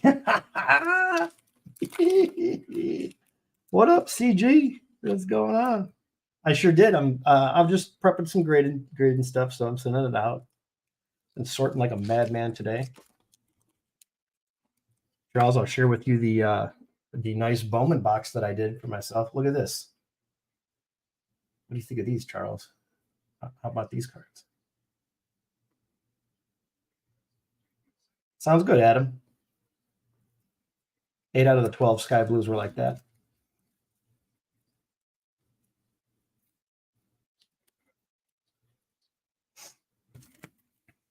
Yeah, I get that. I get that part, Frank. I don't think that's so. That was an ISA 7.5.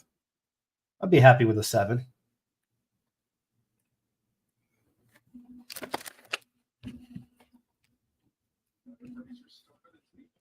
Yeah, it certainly does, Charles. But we did get doubles of Jackson Holiday, even though they're paper. But we did get 2 of those, which is rare to get. But we did get an orange. We got a gold and 2 yellows, and then 3 blues to 150. But I did get a nice Neto that I'm going to send off to PSA. So there's a nice Zach Neto.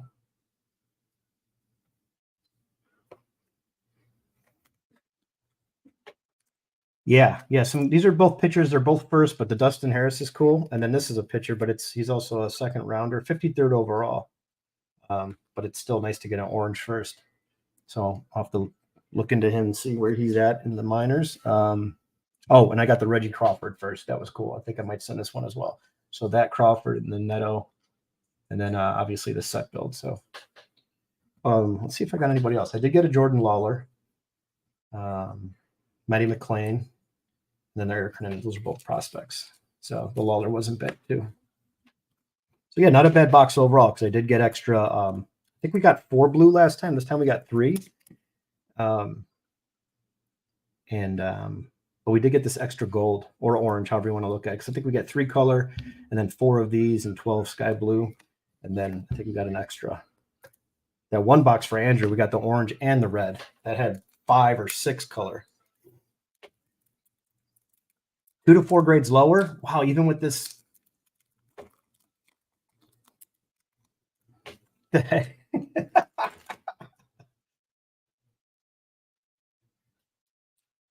Nice, Charles. I like that. You got it like that. Next time I'll notice. Okay, so next time send this to you when you're going. All right, good. Did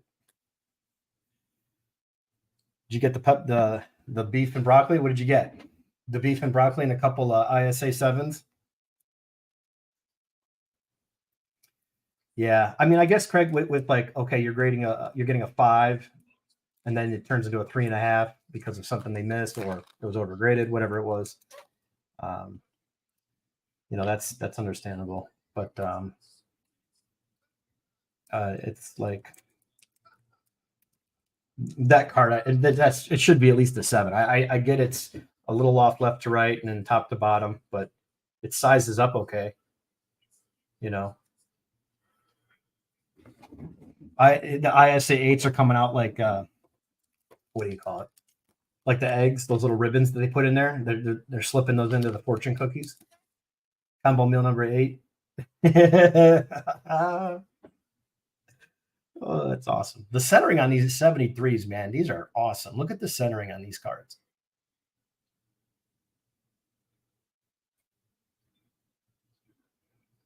Anyone have the one with the bandage? I am in the market for that. I am looking to buy one.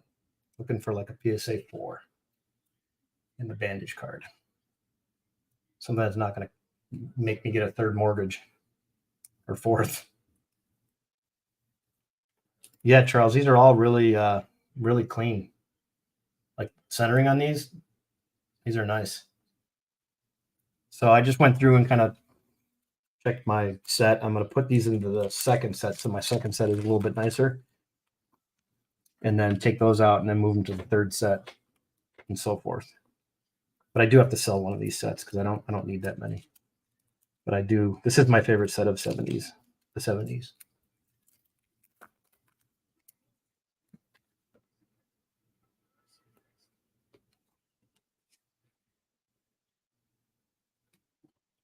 I like those little batting cages.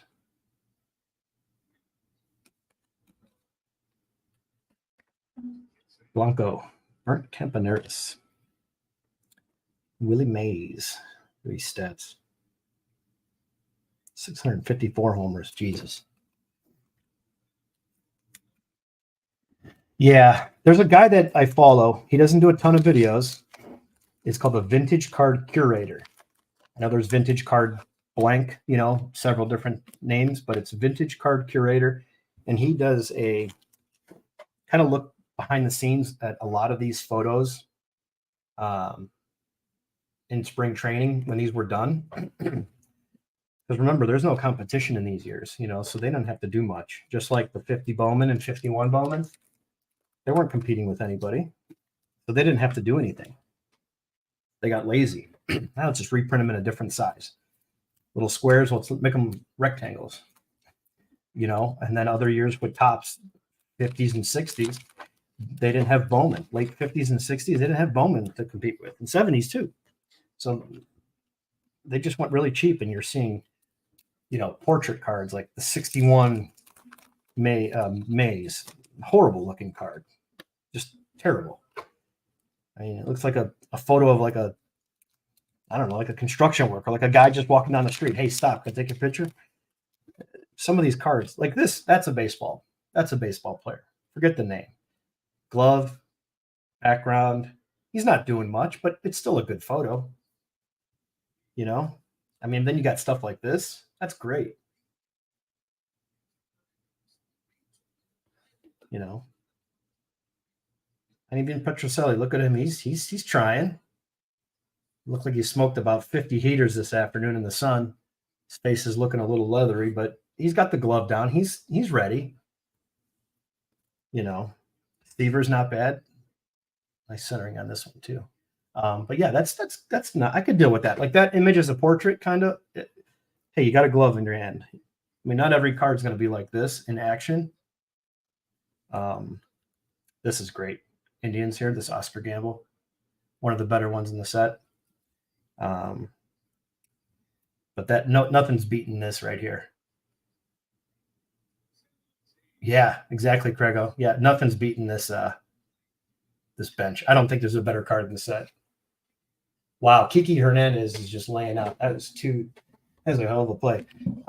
He moved. I thought he was an infielder. He's out in left field now. Donnie Baylor, that's cool. Got some of the teammates here up on the step of the dugout. I think this is all spring training. But yeah, Vintage Card Curator. I think it's his third most recent. He hasn't, there's sometimes a year that goes by where he does one, but he does great videos. He talks about the pop count and the pop control, how the Jeter, it's not any harder to get the Jeter in a 10 than it is to get the Chipper, the Manny, and any other card, because it's not cut anywhere on the sheet where it's in the corner or it's all miscut because of something that happened. He really goes into detail, and when you watch that, it's hard not to believe that they're not pop controlled. No, I'm not saying that the 9s aren't 9s and the 10s are truly 10s, but he goes over the Ozzie Smith, he goes over the Jeter, 93 SP, and he goes over the what's the other one? What is the other one? The 80 Ricky Henderson. So those videos are out there. Let me see if I can pull them up real quick off my other phone. And,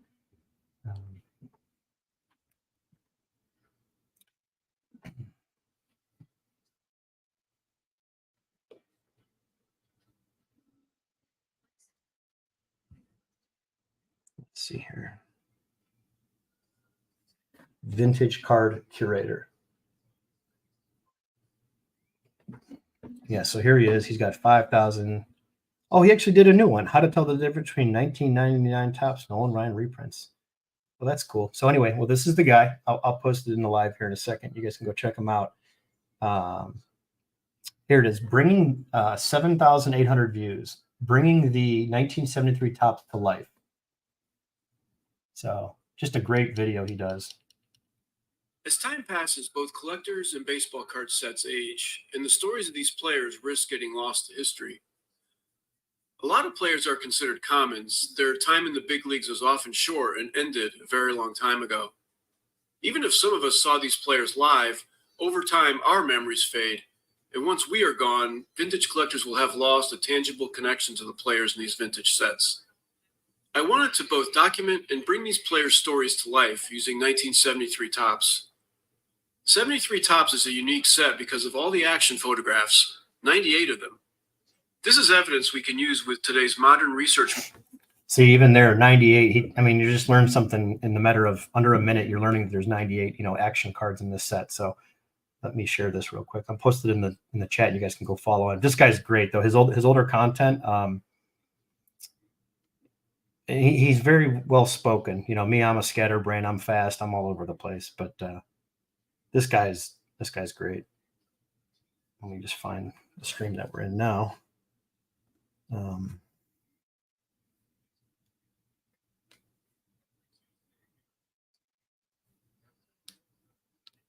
Okay, here we go. Yeah, so just click on that there, and then give him a follow. Check him out. He's great. So let's see if I could find the video. Oh yeah, here it is. Who got the 10s? 1978 Topps Eddie Murray. So he does Eddie Murray. This is fairly new. Well, that's 4 years ago, but fairly new in the sense that he's done ones before that. 70 Topps, an Overlook Classic.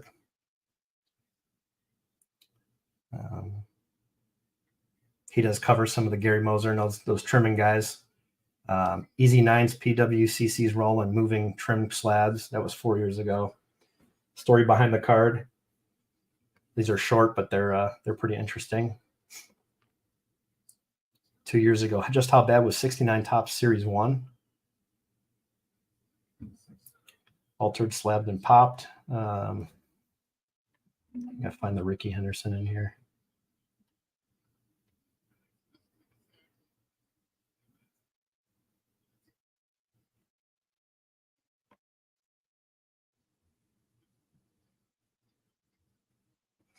$10 months ago. Here's a nice cheap Hall of Fame autograph you can get through the mail. So this is really nice. Good information here. This first one's an honorable mention. Steve Garvey is only $5 through the mail. I've sent him a couple of cards, and he's very reliable. I'll put the website down below of where I get the addresses because the addresses change over time, and the prices will likely change too. This was filmed in May 2023. Jim Palmer's only $10. He's very reliable as well. Rest in peace. They got a little Brooksy there. Only $10. I mean, this has to be the best bargain in TTM autographs to get a player of his caliber for $10. I hadn't said this yet, but Dennis Eckersley appears to be about $10 as well, and it's pretty reliable. Very nice looking signature for Eckersley. Raleigh Fingers is $15. Same with Dawson. $20. Beautiful signature. So yeah, check that guy out. A lot of good information. Probably one of the betters. I've reached out to him a few times and just wish he had more content to do because it's great. I'm a big fan. You can learn a lot from someone like him. He takes these guys I shouldn't say just him. A lot of guys take time and put these videos together. Anybody can hit play like I do and just yap, but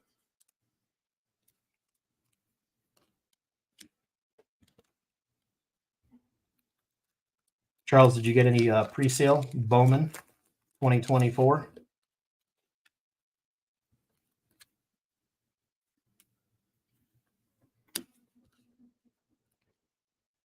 May 3rd or May 8th, I believe it comes out. Curious if you got any on pre-sale. I did not. I will have some, but I did not pay the pre-sale. And I will have Heritage too, Charles. If you want to split a case or something, we can do that. I think we'll be able to get a couple sets out of it, Maybe if we bust two cases and do half and half.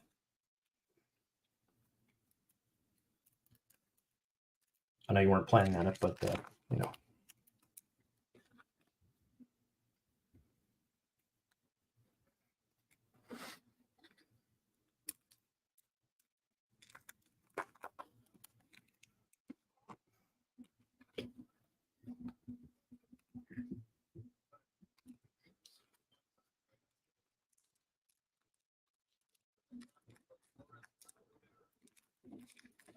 5-3 Dodgers.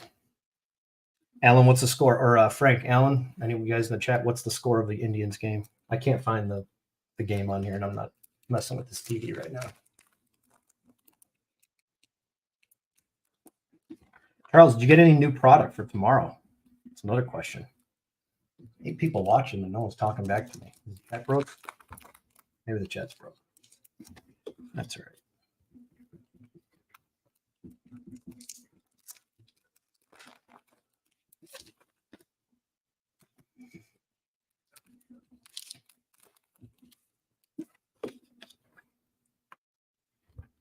Yeah, I had a Rawlings. Maybe I had a Wilson when I was younger too with glove. I know I definitely rather not say the score. How bad are they losing now? 5-12. Indians are down 5-12. I thought that's what Frank's message said. I don't know. I couldn't read what he was saying. There's too many numbers together. What happened to this? Let's see here.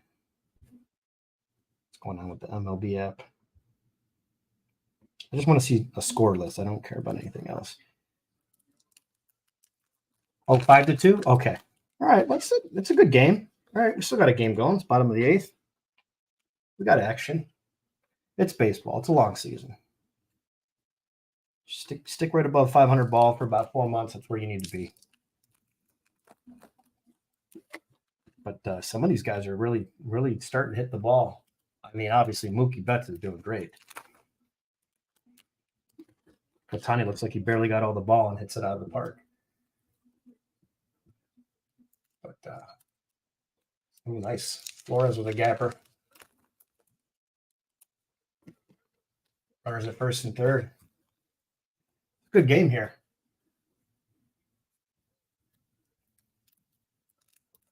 That was a good at bat. How many pitches was that?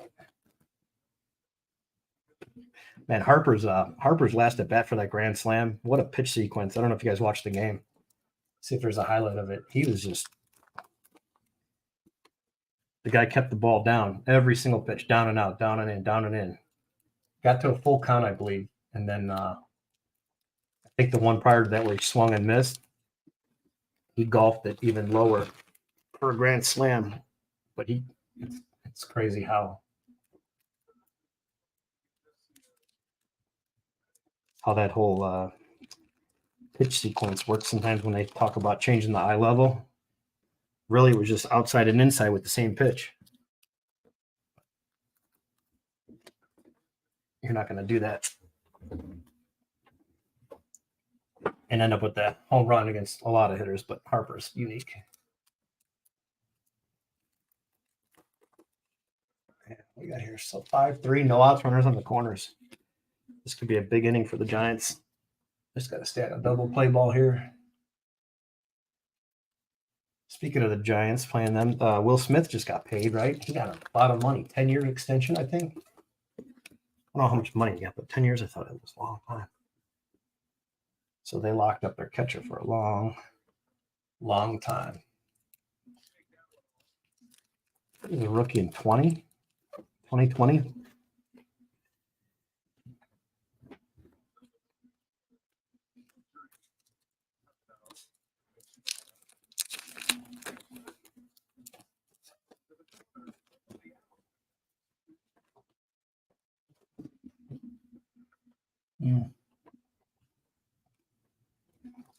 So we're going to the top of the 9th, Alan. Top of the 9th, 5-2.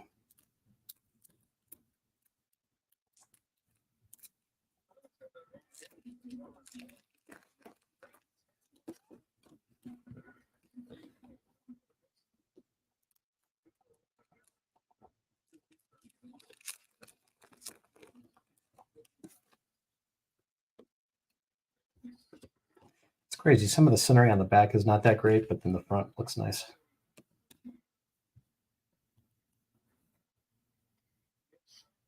Oh, wow. Wow, I should have went home. Do you go home there after getting that out? It's a tough play. Second to home to turn your body. 5-4. 1 out. Good play.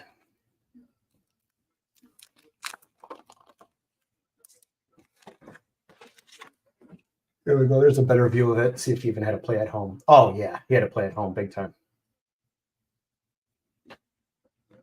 Yeah, I think you. I don't know. Armchair quarterbacking is always easy. I thought he had a better play at home.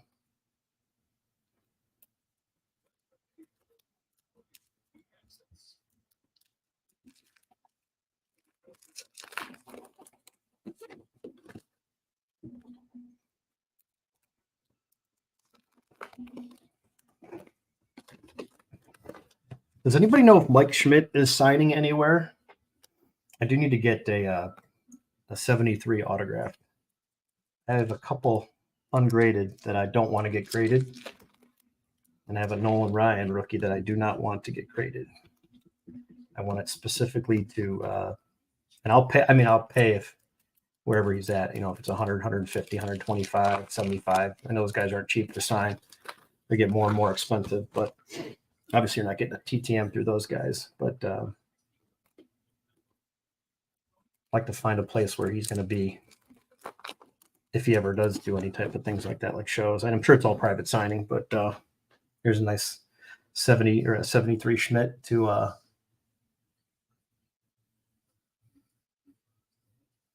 and I just want him to sign it just right here.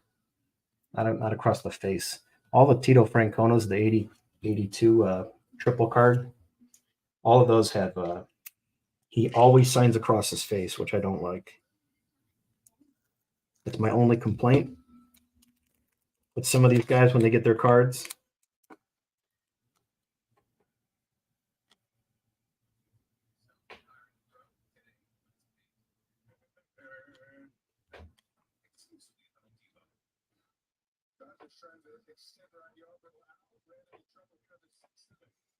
Yeah, it'd be nice to get this autograph, just to have.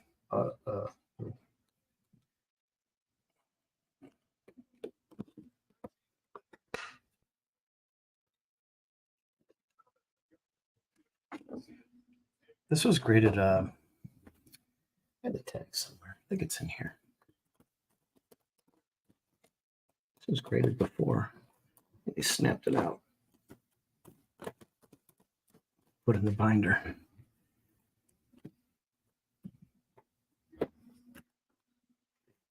What I got here? 5-2, top of the 9th.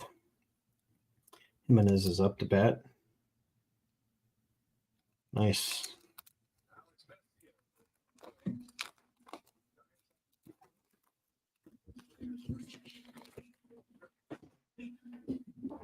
Oh, this is a great card. I love this. Check out the cards in the background. Looks like a Chevelle maybe right here. Let's see. Looks like a Chevelle, maybe a 70.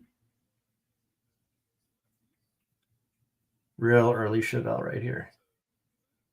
Let's see what else is on this that you could see.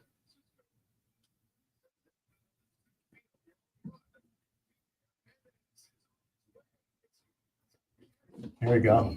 Strata tags, 5-5 game.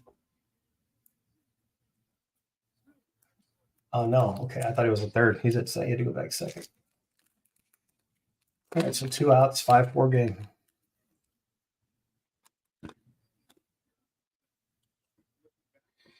Okay. This is top of the 9th. 2 outs. What did he do?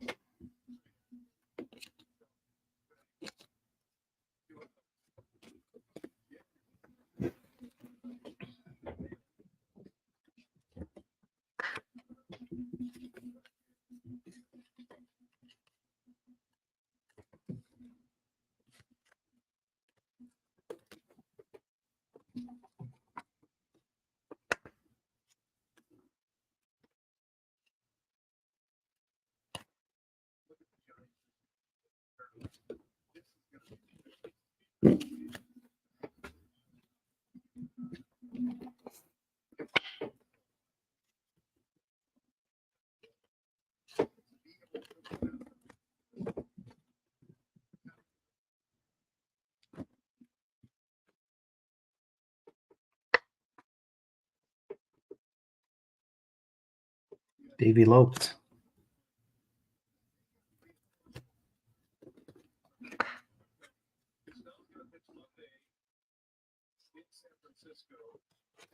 Gary Matthews. I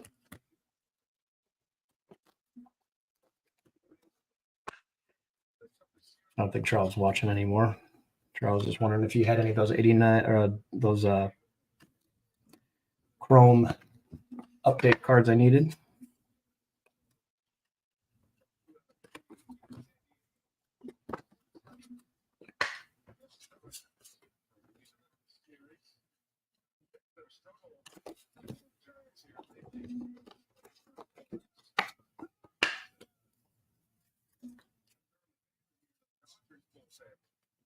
Ty France coming up to bat.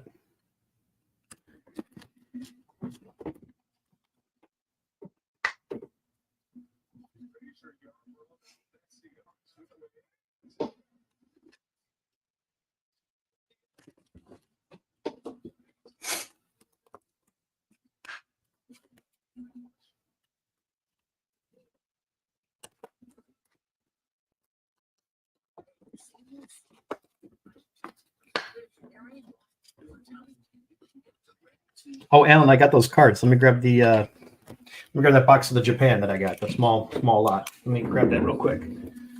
Let's forget something to talk about. 1 second.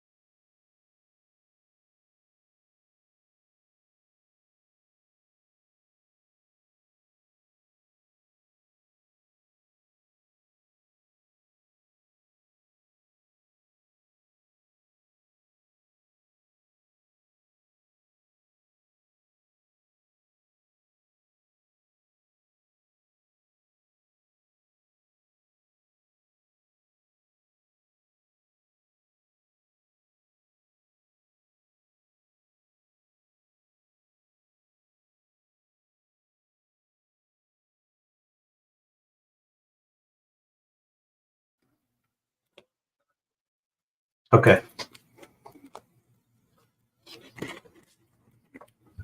No idea what the hell I did with them, but they're in a small box set aside for you. I'll just throw those in and give those to you. But I did find some more 73s, so I gotta go through these now. So Alan, I'll put those in your pile.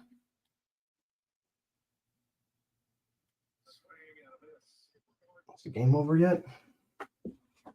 Run around second, one out. Uh-oh. Alan, if you're still there, they're threatening.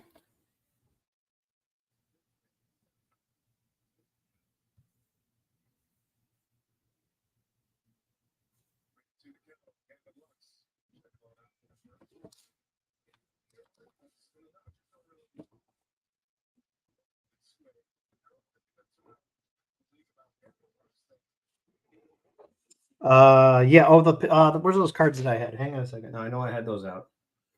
Hang on a second. Oh, maybe I put them in the box. Hang on a second.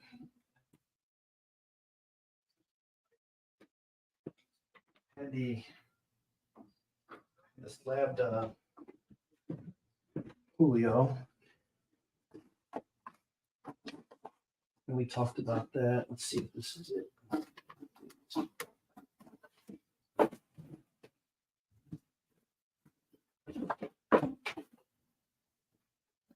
Let's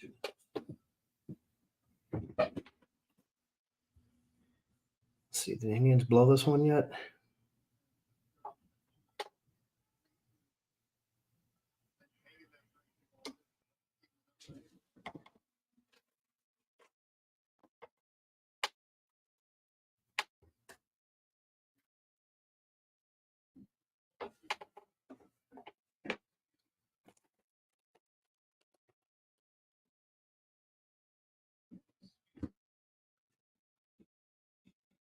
Julio.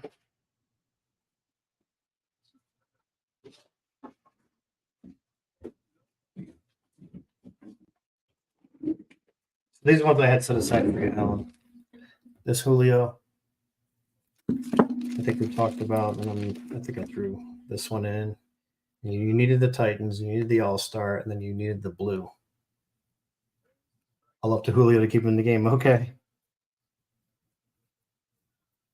Gotcha. Yeah, I just see runners on second.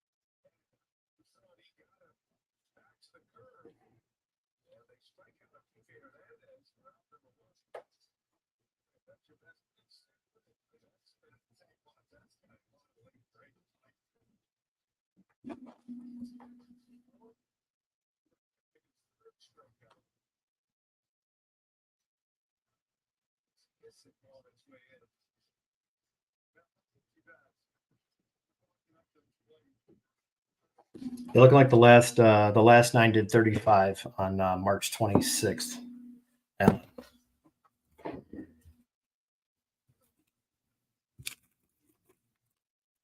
Oh, gotcha. And he's in 5.2. Okay, yeah, my thing's behind. So these are going. This last sale was 35 plus shipping on the 26th of March. So I'll call this this one, all these, this, and then whatever else I put together. We'll call this $30 on the Julio refractor to $4.99, 30, and then all these. So $30 on the lot.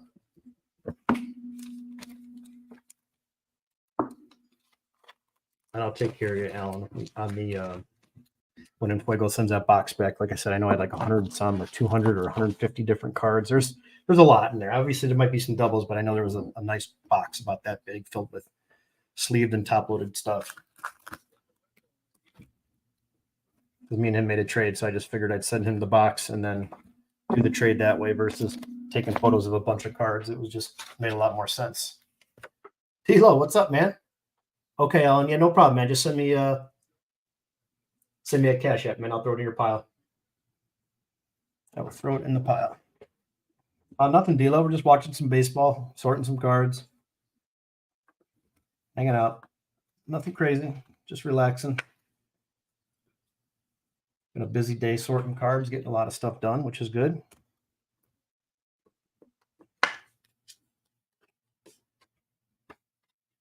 How about you, D'Lo? What's going on? What's good?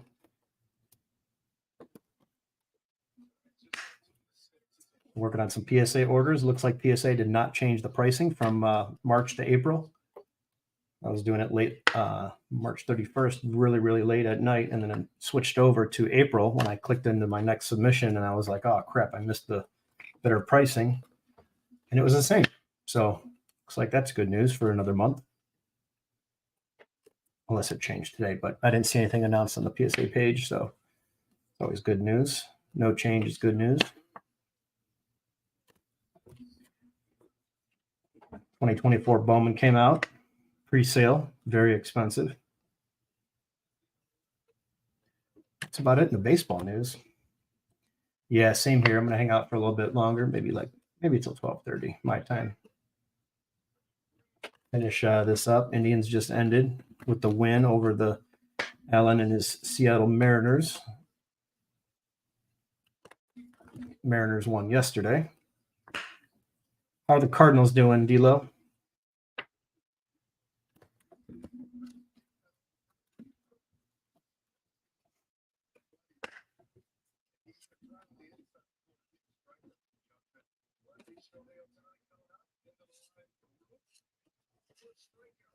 This is the famous Willie McCovey, where everybody's looking over. Even the umpire, even the catcher, even McCovey. Had a girl with her showing off the tatas.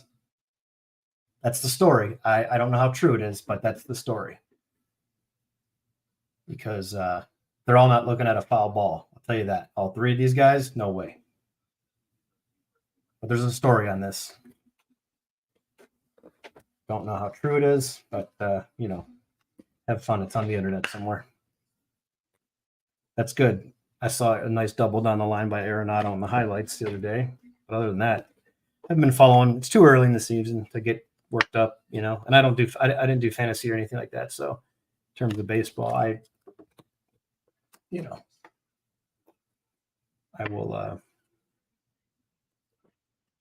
we'll see what happens. I did catch a little bit of that Clark, Caitlin Clark, Mickey Lilich.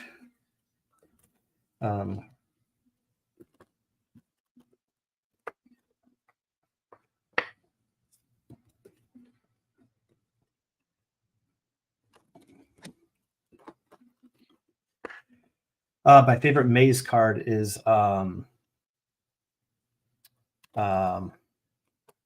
well, was I just talking about this? Hands on the knee. It's the 54 Bowman in the dugout. 54 Bowman.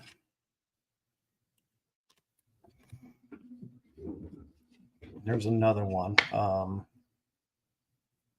most of the stuff in the 60s is portrait. Obviously, you have the 56 Maze and the 55, those cards. But for horizontal, but just for a vertical card, because the 55 and 56 are just they're all great. I love them all. But a 54 Bowman,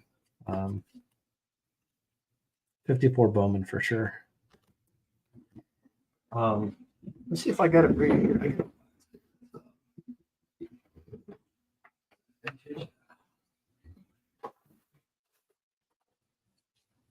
I've been doing so much damn sorting and PSA stuff. I think I love. I mean, there's not a bad card of him, but the 61 is, I guess if we're talking bad cards, it's terrible. It's just not a good looking card at all. Does not look good. This one's in rough shape, but there's a 57. The 57 is not bad, but that's a low grade. It's actually not terrible. It doesn't have any paper loss or anything, but I don't even think it has any creases, to be honest with you. No, surprisingly, this card, was probably in a stack of cards with no creases and all this edge wear and rounded corners. This sat in a stack of cards that was, in some kid's bedroom or book bag or lunchbox. But I'm trying to think which one is. Oh, here's the TV card, the Maze, the TV 55 Bowman. That's okay. I love the 54 just because of the baseball. The overall view of the baseball. This one's nice. I love the centering is really good on this. Just a hair thin up here, but it's a very small margin between this colored TV logo. But the left to right is almost 50-50. But I like this because you got a little bit of, it's like almost like a dark background here with the shadows, and then you got a guy back here in right field. This is one of my favorite cards.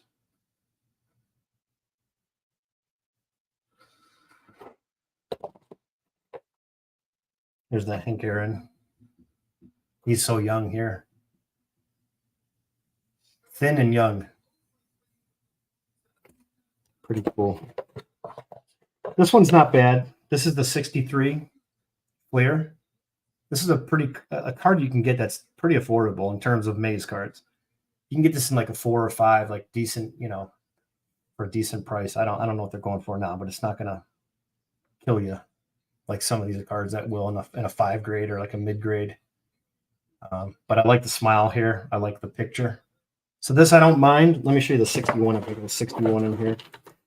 These are cards I go through and pull out to get graded. And just add to orders. Here's a Mickey. This one's horrible. Not horrible. I don't know why I'm saying that. They're not all horrible, but this card, there's nothing I like about this card. Nothing. It's great. It's an amazing card. It's Mickey Mantle. That's not what I mean. I mean, it's like compared to everything else, this is not a baseball card to me. It just, give me the K line with a little swing. All right. I can see some green. I can see some dirt. I love the number on the shoulder here. Little fake swing. Love this card. That's a great image. I love that one. Yeah, cards like this I'm just not too fond of. I don't know what's happening here with Yastrzemski. Is he supposed to have us believing that he's actually like in the field right now trying to catch something? Or is he like praying to God, like, please leave me alone? Yeah, there's no bad card in here. There's no bad baseball cards. I guess I'm just being critical of. There's Jim the Catfish Hunter right here. Here's the Floating Heads 63 set. Mickey Mantle. AL batting leaders.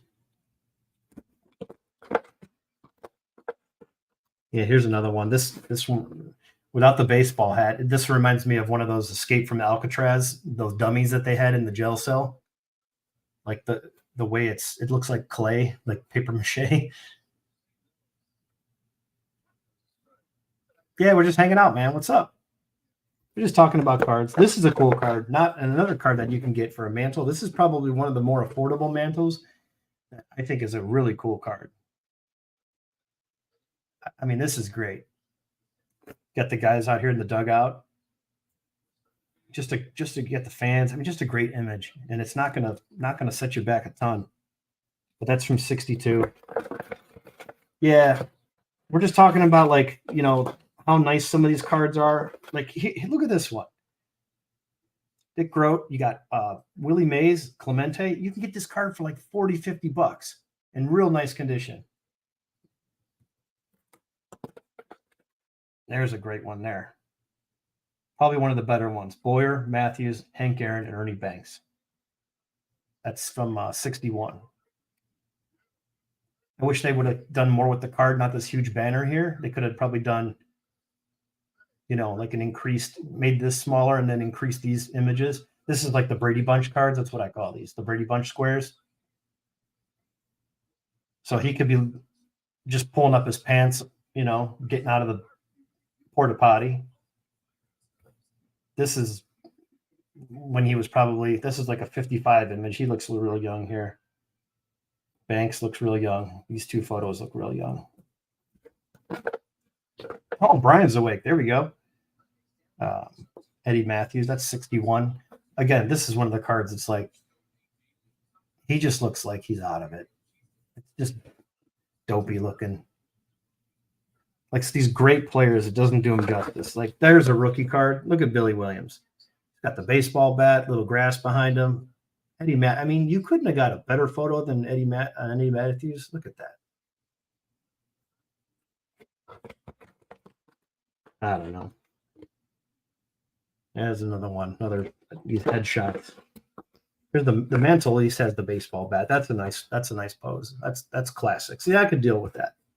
That's classic. This I could deal with. Look at that smile. That's nice. I like that. In my opinion, that's beyond acceptable. 61 Marichal. It's his rookie, I believe.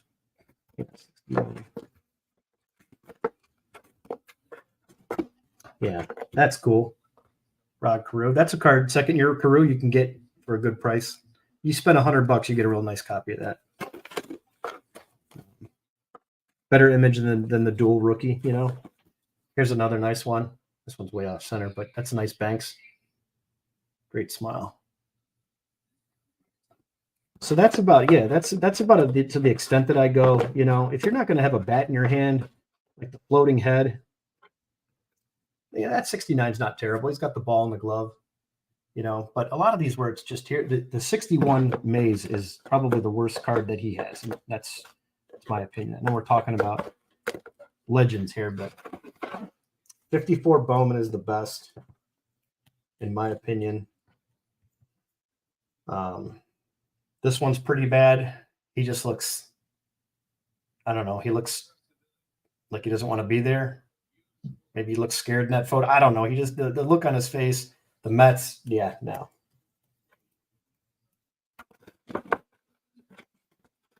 Would have been nice if they just stopped at 72 with him.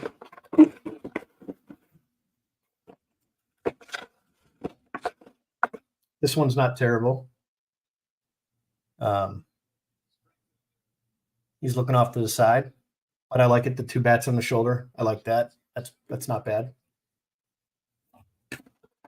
Now, Brian, we're talking about like images that are just not, you know, if you're just going to do a headshot, at least you have a baseball bat in your hand. Like that, that's not a good image. What is that? It's not a baseball card. That's to me is not. There's nothing good about this card.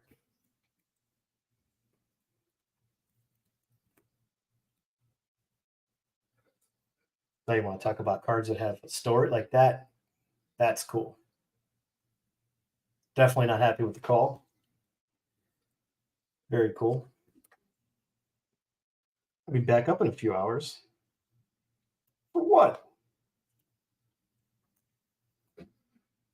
That one's not bad. 66.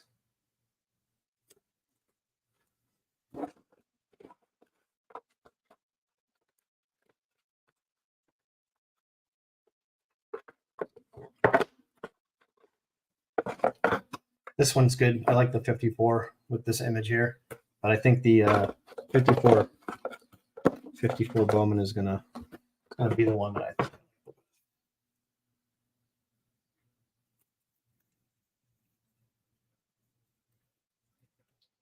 I thought I had a 61 Willie Mays. That was my least favorite, but I guess I don't.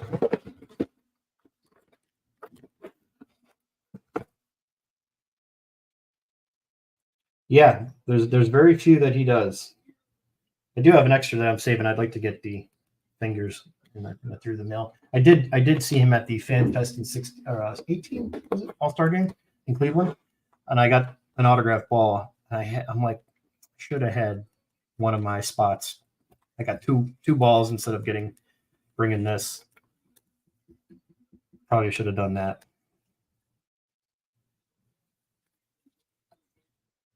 That's what I'm saving this bench for. I'm saving the bench and I'm saving the Nolan Ryan. So the Nolan Ryan, I would like to get both. These are the three cards I'd like to get that one there, and then these two I'd like to get autographed. So saving those for autograph. Hopefully one day I can get the bench and the Nolan Ryan signed. If not, I would buy one, sell those to use the money to get that. That's the plan. I wish I had the other 61 to show you. I have no idea what I did with it. Where I had it the other day, though. 61.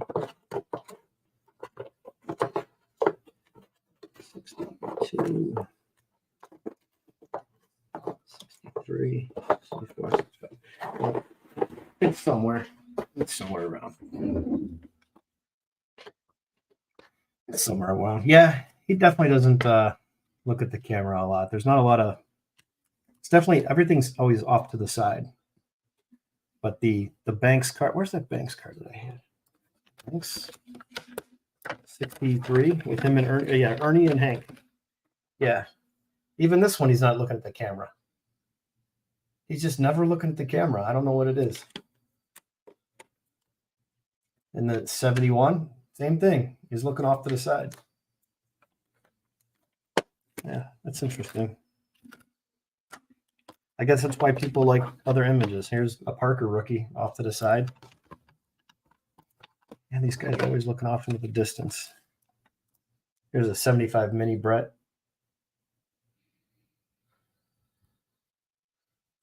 Pretty good image there. I like that one. Keith Hernandez.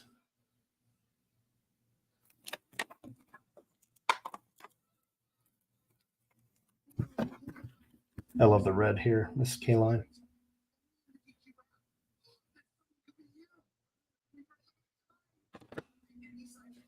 I like the I love the 54 set. I don't think there's a set that I dislike. You know, a lot of people say about the Fleer. 91 Fleer, 90 Fleer. They're horrible. The yellow, 91 Fleer, I think it is. I think they all have a place. The 91, that was the set. That's what they had, you know. We all bought it, right? We didn't hate it then. We come to like, oh, I hate this, I hate that. That's kind of like me talking about these images. This one looks horrible. Still a great image to have. I love having the card and owning it. But if we're being picky here, it's the 61 Maze. Just look it up, I guess. I'm trying to find it and show you, but 61 Maze is horrible. It's just I don't like anything about the card. It doesn't look like a baseball card to me. Yeah, and even if you get one that's in like, you know, got a crease or a wrinkle and like some banged up corners, you can get them for a decent price, meaning like it's a big card to get. You have to save up for it. It took me, 20 years to complete that set finally. It's the color on that set with the yellows and the like that Maze I showed you, the yellow is kind of dull. It's a little worn, but that one's nice. But you can get some nice mid-grade cards.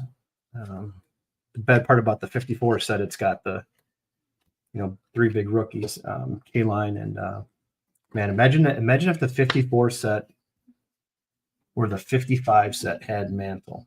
Not so much the 55 because there's really no rookies in there. You've got Koufax and things like that, but Clemente. But if you had the Mantle in the 54 set, I wonder what that would be like. Would the 54 set be just that much more iconic? But you got some nice rookies in the 54. K-Line, Ernie Banks. There's a powder blue. I think it's not with Florida. It's someone's got a powder blue. Is it Yogi Berra? Someone's got the powder blue background, and I said, man, that would have been great if that powder blue was on the Cubs or the Ernie Banks card. So Ernie's always smiling. So I love that card, but the white border with the cream's off white center, kind of blends in. I think that would have been an awesome card in the sky blue. I want to say is it Yogi? No, Yogi's is green. Who has the blue? I gotta look it up now. That's crazy. But I always said I would have loved to change the color on that card. Let's see. Maybe it was Drysdale, 54. Tops. Drysdale. No.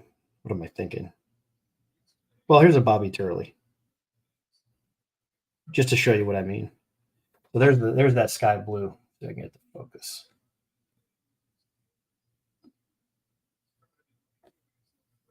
That's going to be tough. But it's that. There you go. I think that if the Ernie Banks card had this sky blue background, I think that would have been great. Like the 58 background on the mantle is orange. I don't know. I mean, a lot of the Yankees are orange that year, orange and red. But I didn't design the sets. I just look at those things and go, man, that card would have been that much better. I always think about that's the one card I would probably change.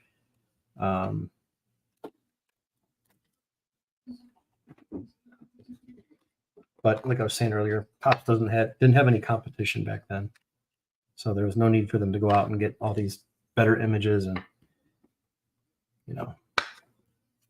it would just make a card better. I guess I think that was the subject that came up, and it was in someone's live or it was in someone's thread or something posted online. Maybe it was in a forum where people said if you could change something about one card to make it that much better. And I think I posted the color background on that. I think that was an iconic card with a color tweak. And then there was topics of like bad cards. The 58 Brooks Robinson. It's just a horrible image. Now that one I'll say horrible because I don't even think he liked it. I don't think he disliked it. I just think he was like, oh, they could have had a better photo for me there. Looks like he just smelled a bad fart is what it looks like.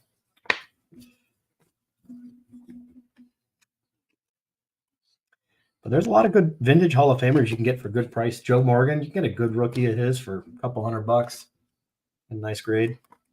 A lot of decent cards out there. That's a combo card in the 65 set. But some people like the single sets. I did send out one of these to PSA, Al Oliver, but it's no peachy. Got the original, like that rough cut.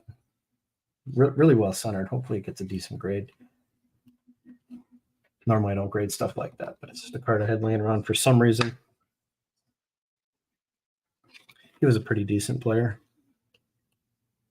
His 71 is kind of expensive. I think it's a rookie cup card.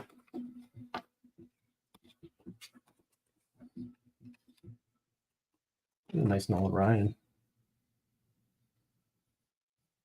So I'd rather have this than a sharper like 7 or 8, just because it's centered and it's got a nice image. See how the back looks.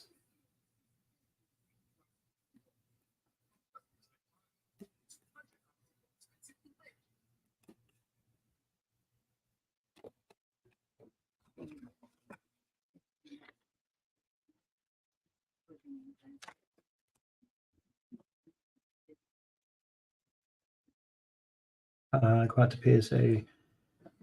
No, Alan. This one I'm just I'm building. I have a few sets of the 73. So I got these. I've been basically just clearing everything out that I have, trying to get organized. I know I've been saying that for like a year now. But when I say organized, like everything to the point where if you ask for a card, I could pull it within 2 minutes. That's kind of where I want to be. And so I'm kind of slowing down on like buying more stuff for myself and getting rid of like doubles and triples that I don't need. But I that was my favorite set, and I ended up getting better sets and better lots where I would pull out 10 cards, 30 cards, keep the rest instead of selling them. Then I would just like, oh, I'm going to build a second set. And as I got better and better for my first set, I would take the remainder and put them towards the second set. And then the second set got built. I went to a third one. So now I'm just going to take these and put these towards my second set. 213, 100, 200, 113. I'm going to take these and put these towards my second set. And then whatever comes out of the second set will go down to the third set, and then I'll kick those out and then put them in a lot and then sell those. So, but some cards that I have multiples of that are stars, I may list or sell individually, but mainly I'm going to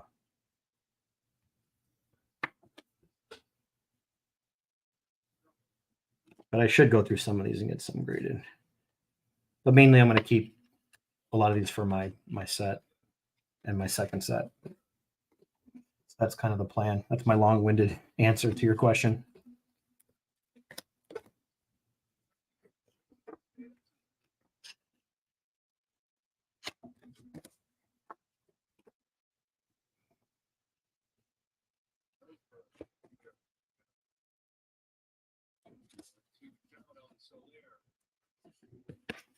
5-4 game, top of the 8th. Giants are. You watching the Giants now, Alan? You got the, I don't know if you got MLB ballpark or the MLB app or anything like that. You can watch all the games.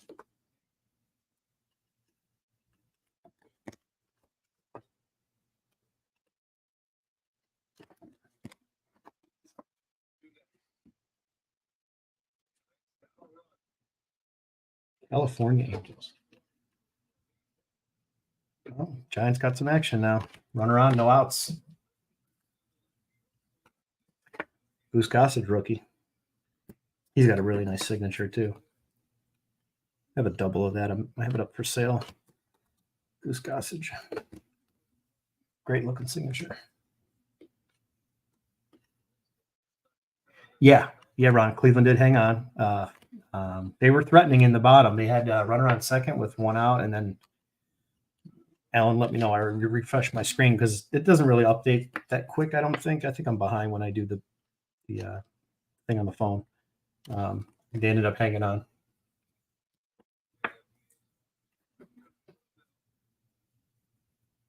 Yeah, that's the way to do it, man. Get some stuff sold. Get some stuff sold. Bring some money in. Let's sleeve up these last 4 cards and then call it a night.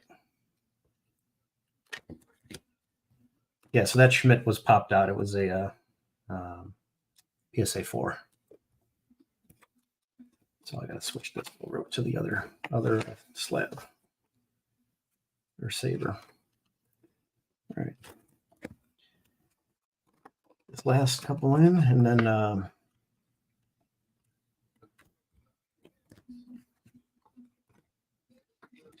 check on some orders. I got stuff going out tomorrow, and then I'll see you guys all back here on Thursday for the break. Got a doctor's appointment tomorrow. Get my eye checked out again, and then hang out with my daughter for maybe go to the park or something if she's up to it. Hopefully it's going to be nice tomorrow. It's really warm out, but it's been raining nonstop. So hopefully that goes away. And get out to the park and hang out a little bit. I sold the Oswald Peraza 5 of 5 auto from Topps Chrome. Wow, I didn't know you had that. Nice Pete Rose. I love that card. Be cool to know if he was looking at a homer there. Down the line and foul. Pete Edward Rose. Oh, I just noticed something. Look at that. Oh, there's like a little extra O in there. That's weird. Oh, it's on your PSA video. Okay, gotcha. Yeah. Yeah, what did you get for that, Rob? I'm curious, man. That's a good pull. Wait, Oswald Peraza or Cabrera? Who am I thinking of? Who's the one that's playing third base right now? I keep getting those two mixed up. They're both Oswald and it's Oswald and Oswaldo. Oh, that's great, man. $450. That's a lot of cash. That's cool. Wait, was it autographed or was it just numbered to 5? I don't remember. I look at so many damn cards I can't keep up. But that's great, Ron. That's awesome.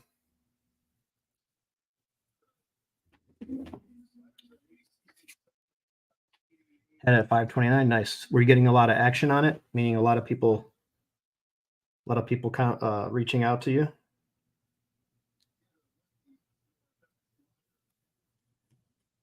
Auto? Very cool. I like it. It's awesome. It's nice to get some money coming back in, selling some cards, checking the account. The PayPal drops the deposits in. I always love that. Wake up the next day, see some money in your account.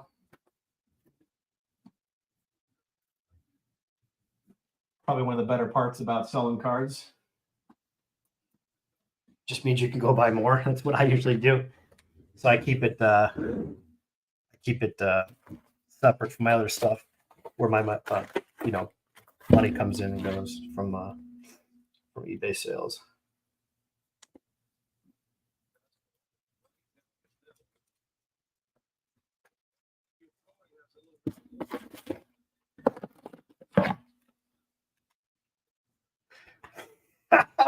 That's a lot of 90 score. I love it. That's good, man. That's good. Don't tempt him, Alan. Come on, man. Don't be putting stuff into his head.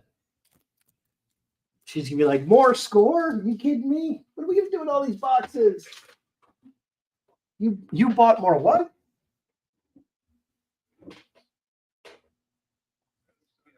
I don't know, man. Depends. I'm usually craving some chocolate, so depending on when that sale happened.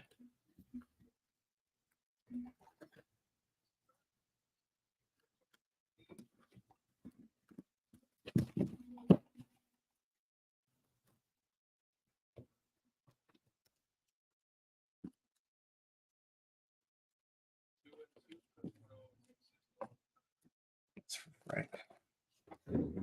Yeah, depending on when that happened and how good the chocolate is.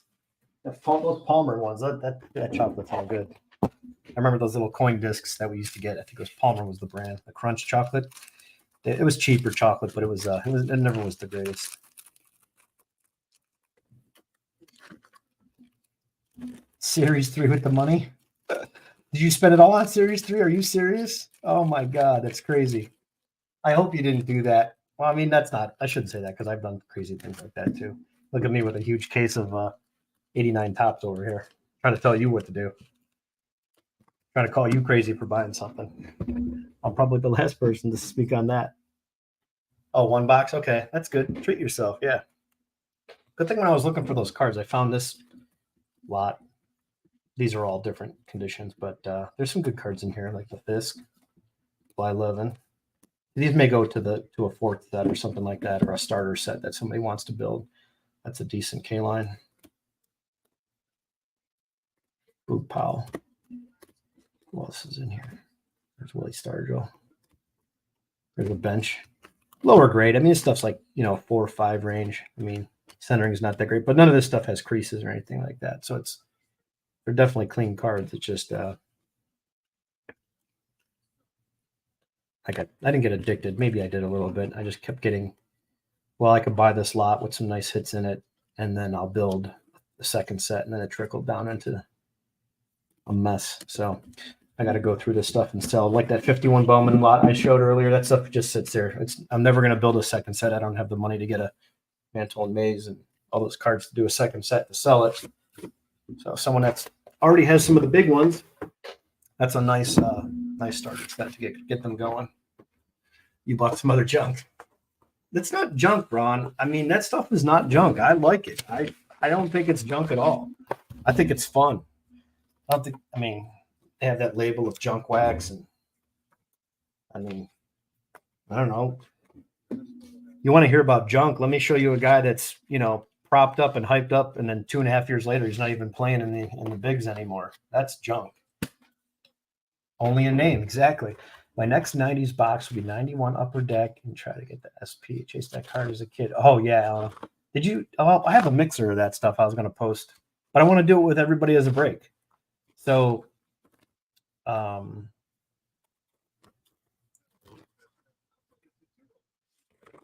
yeah, I have a 2-box mixer. I don't know if I listed that. Anyway, I have the cards.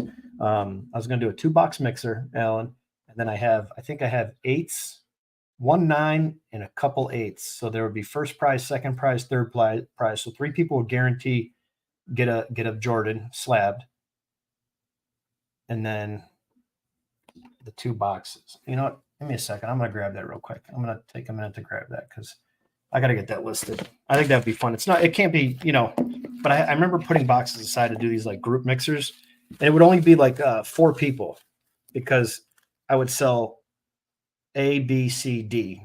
Top left, top right, bottom left, bottom right. 4 people, or was it packs of 4? 9 people times 4 is 36. That's what it was. 4 packs. We count them 1 through 9, 18, 27, 36. Stack them up, and then you go in order. First person gets the first 4 packs, then the next 4, the next 4. I think we're going to do 9 people. Then those top 3 will get a graded card, and then any card in there that we pull that's the Jordan is included to get PSA graded for free. Let me grab that lot. I remember I had some PSAs that I said set aside. Oh, that sucks. 2 big dings on it. Yeah. Hang on one second.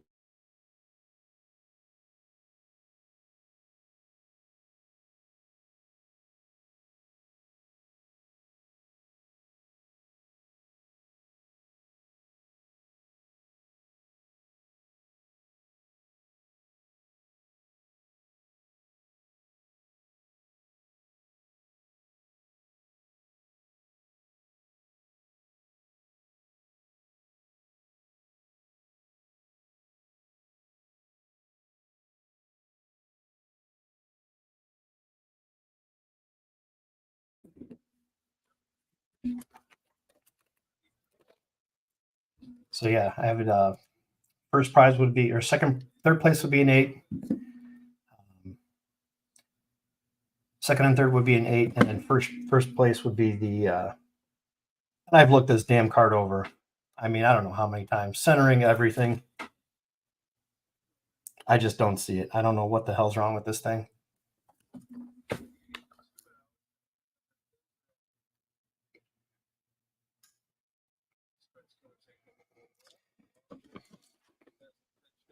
But yeah, this would be the mixer, and I got this in 2 boxes, and I think it was going to be 9, or was it 18 spots, and each person gets 4 cards. Wait, there's 36 packs in that box, right? I had this all priced out. It's somewhere on a sheet somewhere. Oh, that was Bieber today. 9 Ks. Alan, I got your payment for 30. Thank you. I'll get that stuff sent out to you in your box. Okay, so 36 times 2 is 72. And we did 18 times 4 is 72. That's right. So it's 18 spots. Or if we did 6, let me see what 6 would look like. So 72, 6, we got to get 12 people and then price it at 12. And the top 3 would get these. Plus any packs that get the Jordan, I would send the PSA for free. So I'll put this up on the site. I got a lot of stuff like this, guys. I have a stack of these that I found in a box, and I'm like, I knew I had more, but I've got stacks of like these, stacks of Jeter rookies that all go with Jeter mixers, Griffey mixers, all that stuff. And Ron, don't forget you got that Griffey spot. I got to get that. I have to get that break posted somewhere else. Get some more traction on it so we get that sold out. Okay.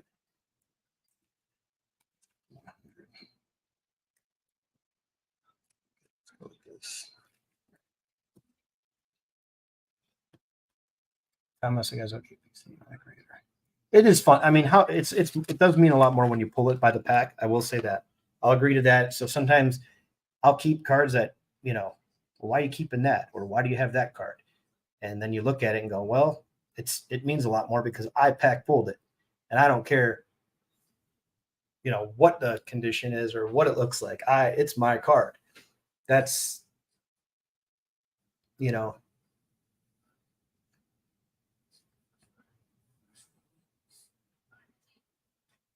geez. Ron, did you open all that yet? Or did you really open, is everything open or did you save some boxes? I hope you saved some.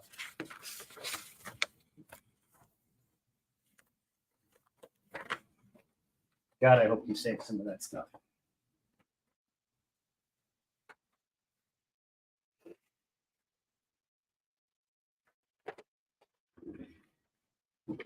No, you didn't save any, or you opened it all?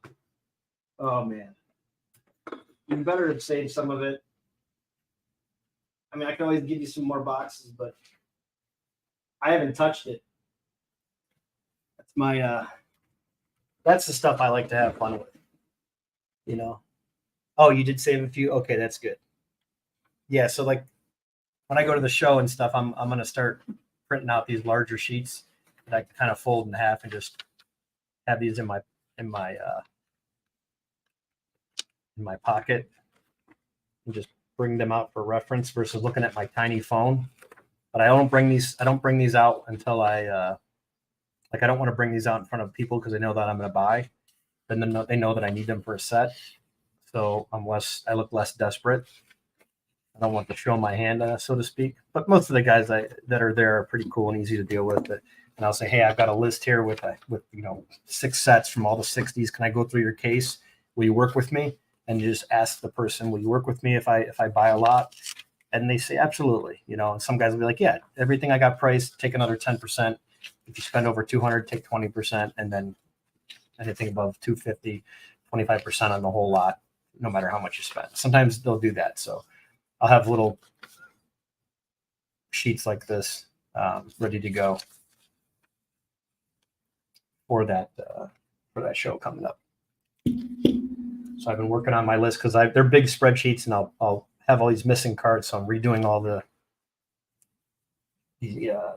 cells on those, so they look a lot cleaner and they're all together up to this point.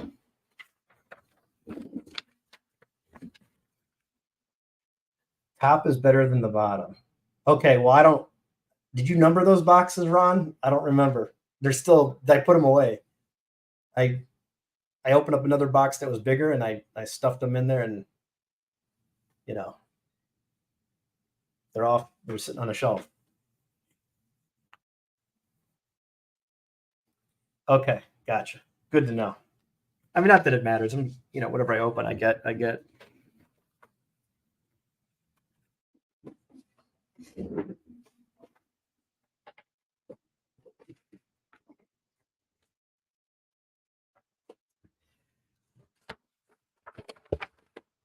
Let's see here.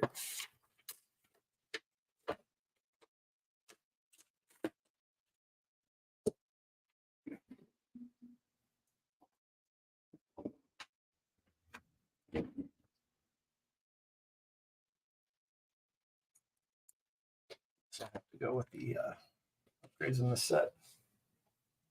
I'm trying to think what else I can get into.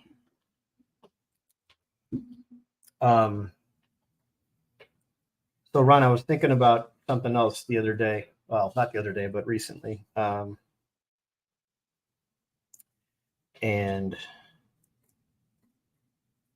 going through, I'm just going to start listing the graded stuff that I get in.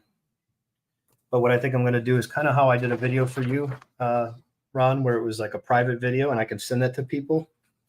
So I started pulling out like the kind of like how I have just player cards and pull them out of row boxes. So I'm working on the Braves one right now, and this is all Freddie Freeman cards. Now there's nothing like crazy expensive in here, but there's relics and some numbered stuff and things like that, some color, mixed in throughout. But this is all of him in the Braves uniform, and then this is all the Ozzie Albies. And obviously Adam and stuff like that, they'll love this stuff because they can see what I have. And then, it's just not, it doesn't, the time to like take a photo of, I have an all-star rookie card of Albies. Take a picture of it, and then, it just doesn't make sense to do it. There's not enough money here. And then like this whole row right here, which is like double the length of anyone else. This is all, Acuna. But there's good stuff in here. Nice yellow to 75. The black patch to 199.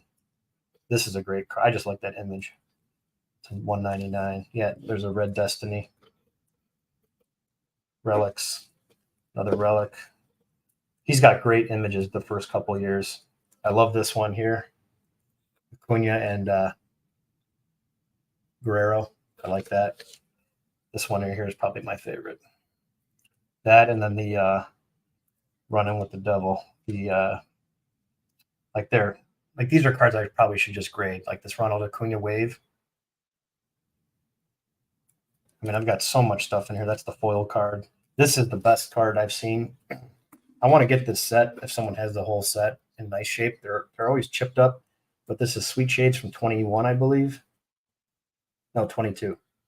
Sweet Shades subset. It's just, they're all foil, but they're, I don't think you can get them in any parallel, but they're just a great looking set. Love the foil on those. They're really dark. But yeah, he's got some cool images. That's the MVP year one. Yeah, there's this one, the running with the devil with the little hand symbol running around the bases. I think I have that in a Sepia 10. So yeah, there's a ton of the Acuna stuff in here.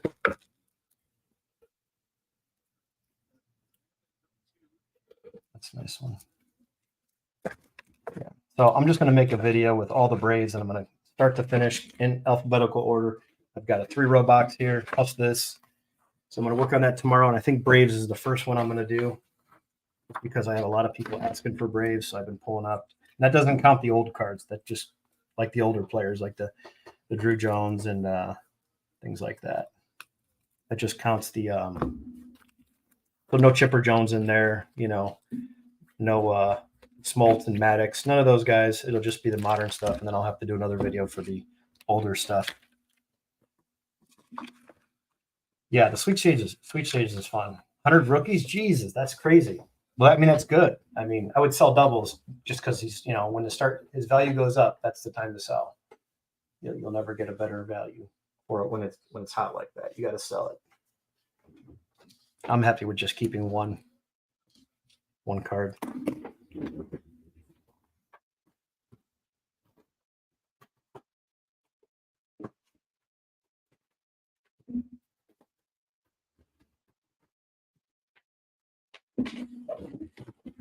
Case, do you have graded cards of his of Acuna that are graded, or do you have like just ungraded ones? I don't know if you buy graded stuff or not.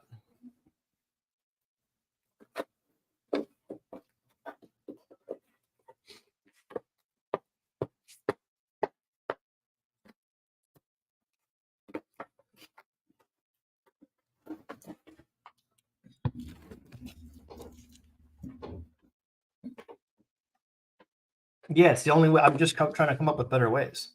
Mostly raw. Okay. Yeah, like this lot I have, like these are just cards that I'm selling, but these are all 10s. But the rookie, this is the Topps Now cards where they have, you know, a short print number of cards they made. But this is a run of 1, 2, 3, 4, 5, 6, 7, 8, 9, 10. This is 10 different Topps Now from 2018, all with the rookie logo. And then this has the off-season bonus card. So, moment of the week. And it has all the different stuff like here. 14th player in history with 20 homer season before the age of 21.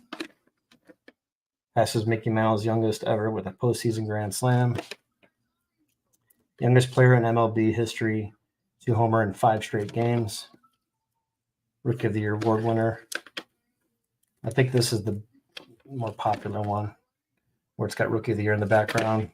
And then the bonus card too. But yeah, I don't want to break these up because a lot of people want to buy these single because they're missing certain ones, but I want to sell the whole entire PSA 10 run of the Topps Now all at one time for Acuna. I don't want to be stuck with 2 or 3 left over. So yeah, this is kind of how I'm going to do things going forward with just videos. But yeah, these are all like, I can just post a lot. And then if anyone's interested, they can just say, hey, watched your video. Thanks for sending. Yeah, just he's got great images. His first 3 years, he's got the Topps Chrome images are awesome.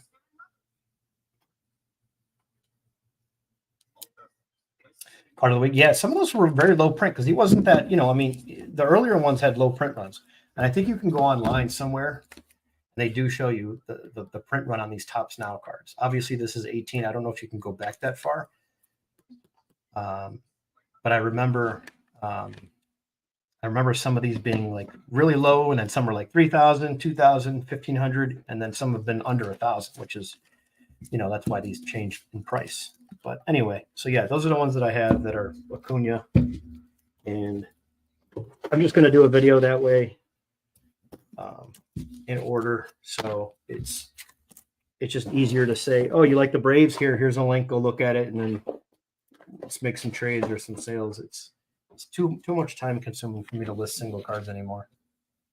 Are we bidding?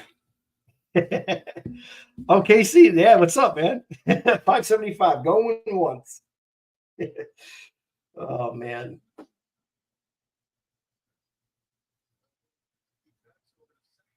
Oh, Miguel Rojas at shortstop. Okay. Mookie to second. What do we got here? Miguel Rojas. Is this still a 5-4 game? 5-4, top of the ninth. No out.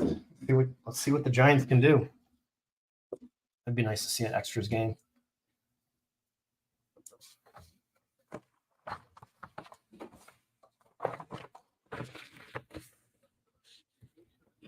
Casey, you at work?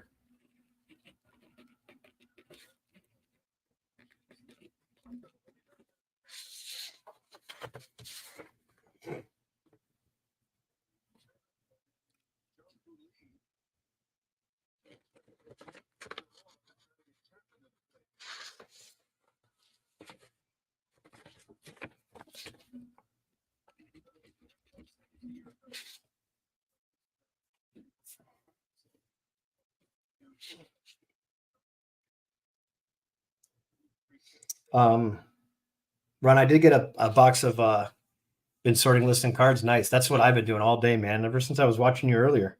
OKC, by the way, YouTube sucks, man. I have all of my notifications on, and I just happened to be going to YouTube for something. I was just putting on some music, I think. And then I saw your live and I clicked on it, but I have all my notifications on and I never got notified that you were live. I don't know why it happens all the time. And I even taken screenshots of stuff that says, do you wish to be notified? And it's like, not only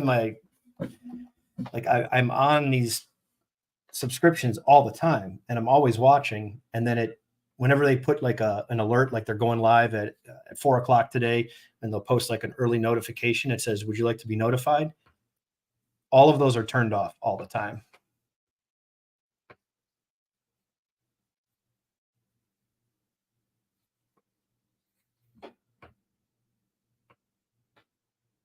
Yeah, my phone died. What happened? Casey, send me a picture. What did you get? My phone died when we were, what were we talking about? You had already gone through, you were on your first, you just went through the first box of Topps Update Chrome from 2022, and then my phone died. Then I had to charge it. So after that, I missed it. So did you get another Bobby that you're talking about? Did you pull something else? Oh, and I saw the Gypsy Queen gallery, the foil Bobby. I saw that, and then that was the last. Then my phone died after that.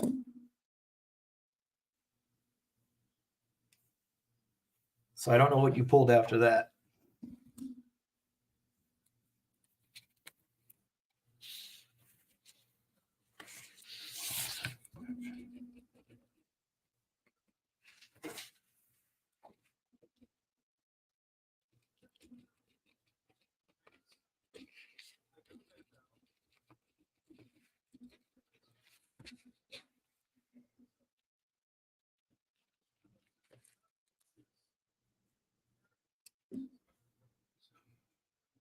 Yeah, I must have. Okay, the blue Bobby from gallery was before the foil. Okay. Oh, so I did see that one then. I think I did see that one. And I did not see the Julio for sure. Yeah, you guys got any trouble with like notifications? I always wonder if anyone else has a problem with that. Unless it's my phone when I get an update. I don't know. My head hurts when I try to figure that out. Blue 150. Oh, gold label. Oh, nice. Yeah, gold label. Yeah, they stopped making that too. That was a nice set. But it's like level series 1, 2, and 3, or level 2, level 3. No, class 1, class 2, class 3. I think classes is what they call them. Yeah, was it 23 or 22? Ooh, okay, a little action. 2 outs. Runner on first, base hit. It's not over yet. Who was that in the stands with the Cleveland Indians hat? Like a Cleveland hat on. Wonder who that was.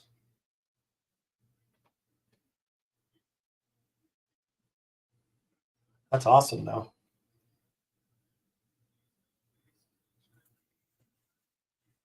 Yeah, I pulled the Golden Nugget 25 out of that damn set. It's a little piece of gold in there. The Wander from 22. Man. Wow, I wish I would have sold that card. I think it was like $400 at the time. All right, so Matt Chapman's up, top of the ninth. Their last hope, last out. 2 strikes, no balls. Runner on first, down by a run.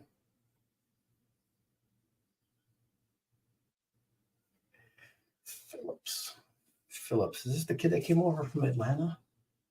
I don't know if that's the same picture. Yeah, 22. Nice.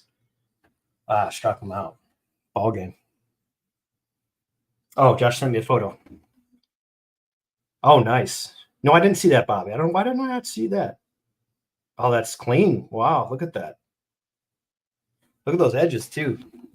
Nice corners. The blue looks really, really, really sharp there. I like it. Are these numbered? The blue foil? Don't they have an orange in this too? But are the blues numbered? I don't remember. I never pulled anything good from Gallery. I never bought a lot of it, but that's clean. That's got to be PSA ready. Yeah. Oh, 75 for those. That's even better. I think I was in a break where somebody got an orange in that. I can't remember who it was. Pretty sure D-Lo did it, though. Okay, blue pattern is 50. Yeah, it does look good. What's the pattern like? Is it like the logo, like the KC logo around the edges? What's the pattern?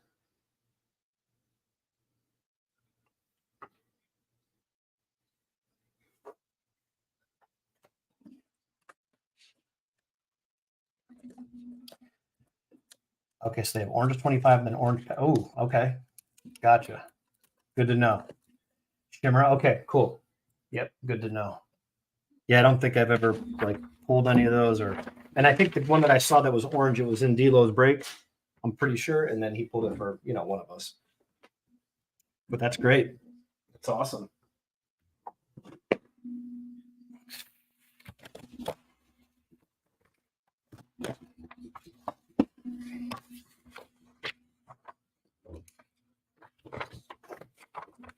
Yeah, the orange Acuna PSA 9. Nice. Yeah, it's just I'm just trying to really get away from eBay. These fees are out of control, and especially if I'm selling cards in the like the $200 to $500 range, they're getting over almost $100 on a $500 card. That's too much money.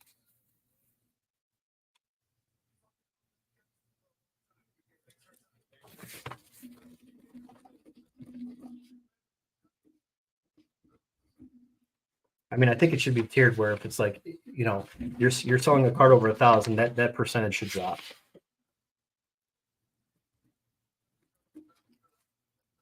It's almost like I'd rather interject with people and just list it for like some crazy high money.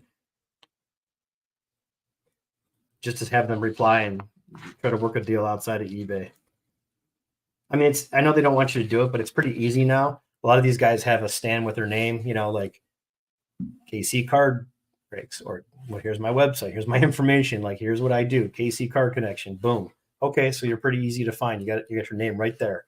KC Card Connection on YouTube, boom. Make a stand with that, done. Oh, I know how to find the guy. And just list your cards, and you're like, oh yeah, I've got them right here on my, on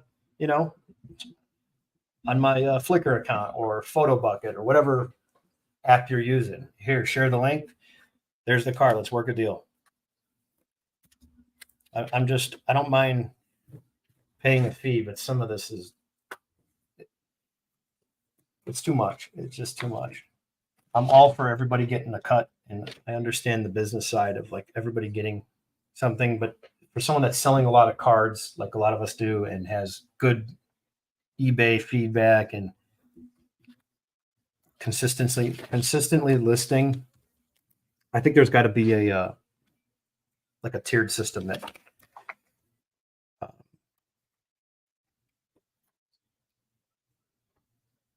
could make a lot more sense. I don't know. I'm just venting, I guess. I really don't like it because I look at some of the cards that I sell. I'm like, all right, sold another card, and then I go, man, that's a lot of money I just paid just to have it sold. But again, you're reaching millions of views or viewers, the potential for millions of people to look with one click. I get that. Titus, my man, what's up, dude? There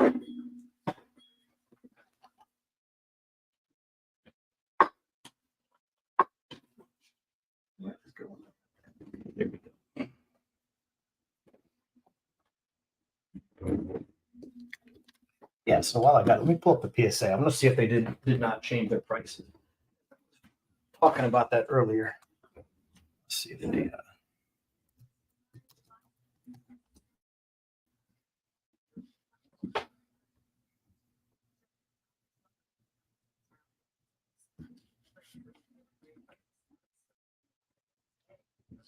Okay.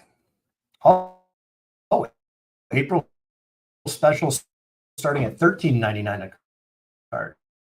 The all specials. Let's see what we got. I'm sure that's for like TCG non-sports. TCG non-sports special, $13.99 a card, declared value $150 or less. All right. So the modern is $16.99, declared value of $500 less. Okay, so that's the same. MLB ticket special for $24.99 a ticket. Funko Pops for $35. Ooh, this is not bad. Autograph baseball special, $400 value or less. This is actually really good. Auto baseball special, $16 a piece. That's really good. Available for signed balls with an original authentication fee of $35 or less. What does that mean? Authentication fee, $35 or less. Only one autograph per base. Oh, okay, so single autograph balls, autograph grading, and letter of authenticity upgrades can be added for an additional fee. I see. Ball cubes available for an additional $5. That's not bad. If they seal them, I don't know what that's like. But $16 doesn't seem too bad. Okay, so that's it. There's really no, I don't think I see any vintage on here. Let me go to account. Let me see something here.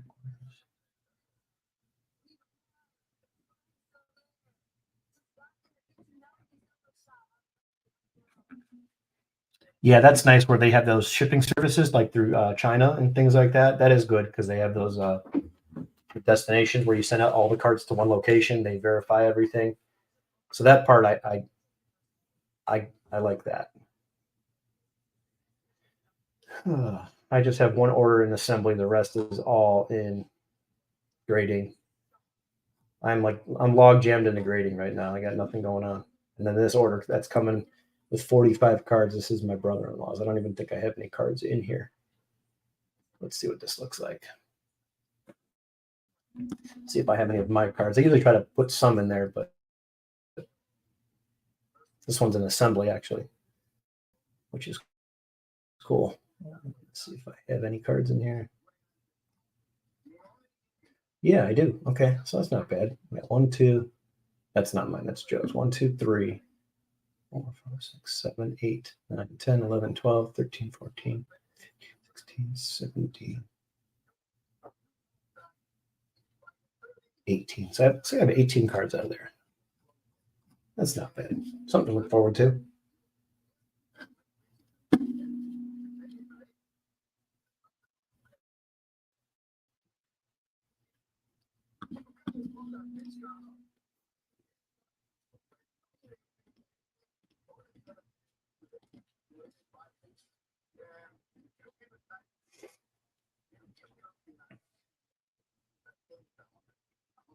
Yeah. Oh, that's right. We put the Wander in there. I forgot about that. That gold Wander. Was it gold or was it blue?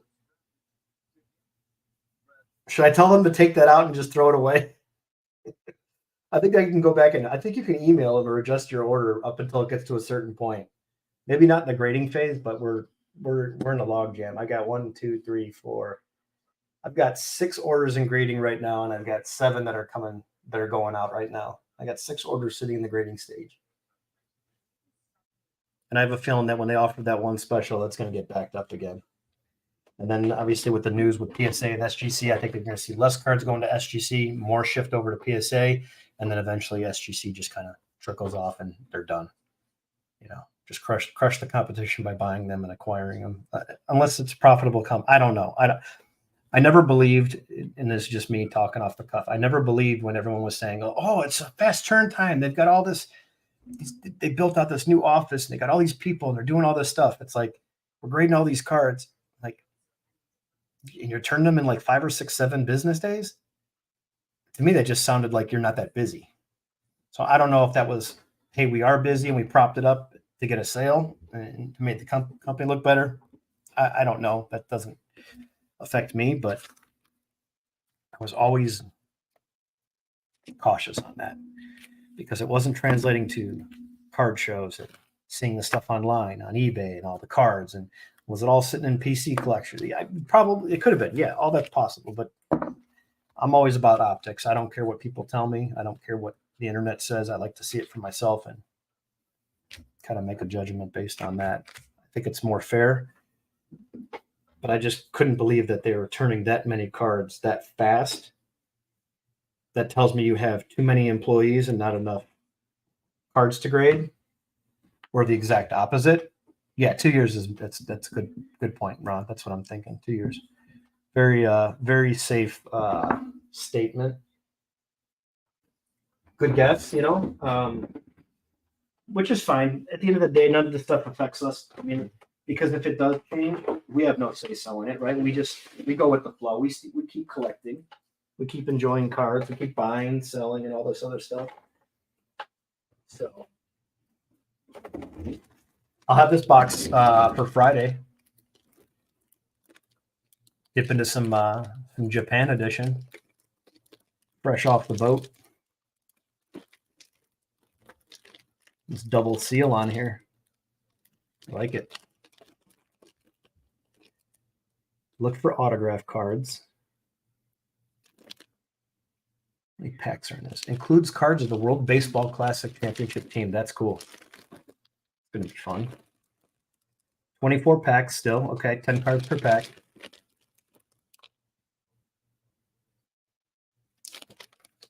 Yeah. We got Senga, Otani, Yu Darvish, Newt Barr, Yoshida, Suzuki.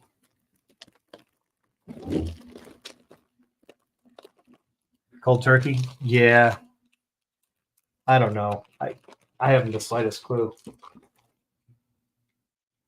But like I said, I think a lot of times when the stuff gets posted, I do get not riled up. I get kind of like I have to realize that I said this to myself a long time ago. You're never going to beat the internet. The internet is undefeated. There's always going to be trolls. There's always going to be people out there that are just going to post stuff you don't like. And as soon as you defeat one, there's another one coming. It's like the whack-a-mole game. You knock them down and then boom, they pop back up. You can't change any of that noise. And it's just garbage. Here's one for you. Here's one for you too. I just started following this girl. I forgot her name. I don't know her name. So I made a comment, and where did it go? Oh, I just made a comment on her post. I just happened to see her video, and I wasn't looking for anything in return. I was just replying, making a comment because what her comment here. Let me see if I can listen to this. Received was, who am I? Yeah, here we go. So some recent feedback I received was, who am I? Like, how long have I been in sports cards and where did I come from and all that kind of stuff. And it was a little negative, which is fine. I appreciate that. But the reality situation is I've been in sports cards since I was a little girl and just now decided to use my networking and my platform to show people what I love. So that's what I'm doing. If you have a question or you want to get to know me more, definitely reach out and I'll give you those answers. This hobby is changing and growing for the better, and I love watching it. Never, ever, ever stop being you. Promise. So So I don't know. She went to Jeff Wilson's like I don't know, was it trade night, whatever that event night that he had. Anyway, and I just posted like, why the hell are you bothering? Why the hell are you bothering other people? Like you're taking time out of your day to like bother this lady, like because she collects baseball cards. Who gives a shit? Like I don't understand why people have this urge to like criticize everybody. But this was my comment. I'll read this. This was I did say like, what does it matter? I said check your melon before you start to type. That's just my suggestion. Like pause, breathe, think about something before you hit the post or send button. And I mentioned how I said I saw her with Jeff Wilson in a post. I says, and even if I don't like, or I'm not a fan of Jeff Wilson himself, I said, it doesn't mean that I need to dislike the other person that's in her video or in that video and any other video, because that's childish. Like that's, oh, you like this person. I think Step in the Box Brett was like, something about Teapot. I like Teapot. And I would never like dislike Brett from Step in the Box. And I would not stop watching his content because he was a fan of somebody that maybe I didn't agree with or didn't like their content. That to me is part of this whole comment section. So anyway, what else did I say on here? Oh, and I think I've said this many times. This was like, I have to word it a different way and consistently like copy and paste it. And then I have to change it because it gets kicked out because I think I'm spamming, which I'm not. But I said, I've never been part of anything where people are criticized for what they spend money on and what they collect. I said, imagine having those same people around you while you spend money on daily activities like food, other entertainment, and life purchases. I says, they police what we buy more than anything in life. To me, was always like, I never understood why people post, oh, why are you grading that? See, that's why my cards are sitting there and they're grading that junk and not mine. Or why did you buy that? He sucks. Or why would you slab that? Or why did you buy that box or that card? I don't get it. It's just amazing to me. And I always wondered, like, I want to talk to someone that's in like Pokemon. Is there a bunch of people like that just criticize everybody for what they buy? And I want to run into somebody that collects comics, that's heavily into comics and grading and trading and shows and things like that. I want to ask them that same question. Because I'll never understand it. You can look at any post every day of the week, this week and weekend and next week, and there's nothing but comments like that, where people give someone else a hard time about what they bought. Or the one guy that gave me a hard time, he's like, just show the damn cards, because I was slow rolling them, and he didn't like that. And I'm thinking to myself, did you drop 300 on this box? I'm gonna rip this damn thing, and then I'll throw it in the street right now if I have to. Like, I'm not going to listen to you. But you try to kill them with kindness and say, hey, man, stop by the stream. Maybe you'll like something else that we do and have a good time with cards. You don't have to be, you don't have to be in a bad mood about something else and take it out on me. I didn't do anything to you. I don't even know who the hell you are. And I got into not a back and forth messaging, but it was funny. The guy that dances. Do you guys know who I'm talking about? The guy that dances in the videos. What the hell's his name? Funny dude. He's card show vlog videos. Hello, friends. I forgot the guy's name. Jesus, somebody in the chat has to have seen this guy.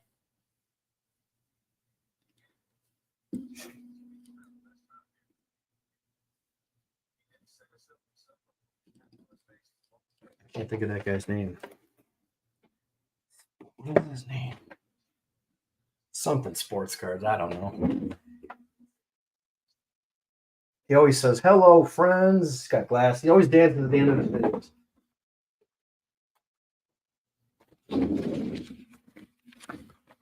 Nope, nobody.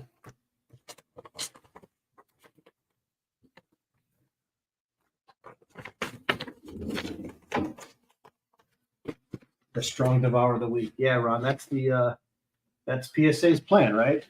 Why the hell can I remember this guy's name? I can't find it. I gotta look it up. It's gonna drive me nuts. What the hell is this guy's name? Hello, friends. He's got entertaining content. Seems like a good guy. Logan's first recorded rip. Is that D'Lo's son? Awesome. Look at that. That's cool. I'll have to watch that. D'Lo's got his kid on here doing a rip. Sweet. I like it. That's cool.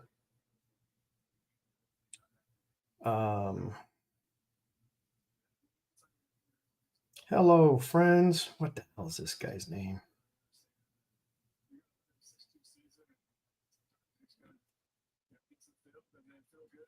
Of course, I can't find him now. He's not popping up on any of my feeds, but I see him daily. His videos pop up. Anyway, I'll talk about that another time. It was funny. Something I just disagreed, and it was a good laugh. But that's how you handle something like that, you know? Like that's the better way of handling things.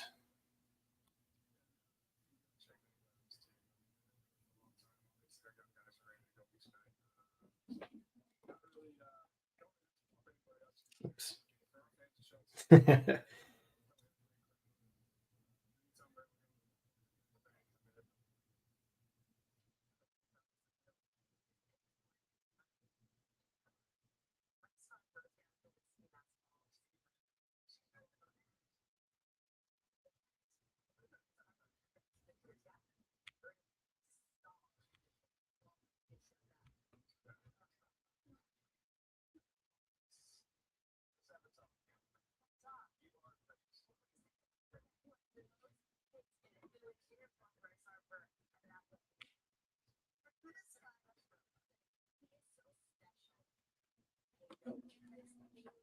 Okay, there we go. God, that's going to bother me now. I can't figure out what the hell his name is. All right, so I'll figure it out another time. I can't think. What the hell's that dude's name? Hello, friends. Oh, man, it's always dancing. He's always talking about something there. Posts like every day, too. It's not posting content every day. I will say that. Those guys credit for posting stuff all the time. You know, to fill up content on a week, daily basis for the week takes a lot of work. You've got work life, home life, kids life, whatever life. You know, there's a lot going on there.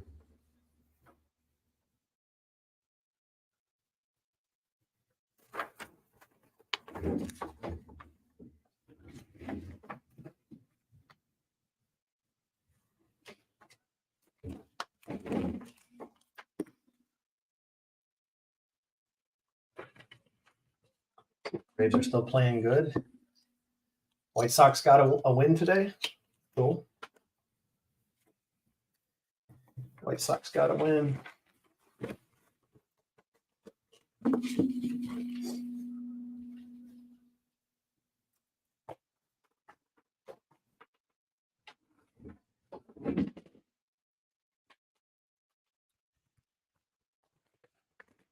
Stuff ready for work tomorrow.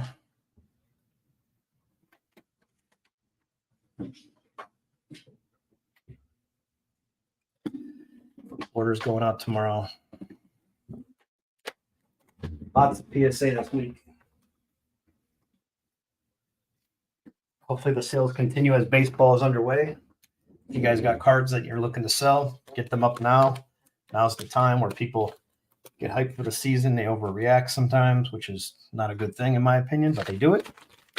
And they'll overpay or they'll just overbuy. You know, I shouldn't say overpay. They will overreact to a good week in baseball and go after that player because he had a good week and thinking that's going to translate into the rest of the year, which it never does. It's hard for any player to keep that going for 162 games. But it is a good opportunity to sell some cards.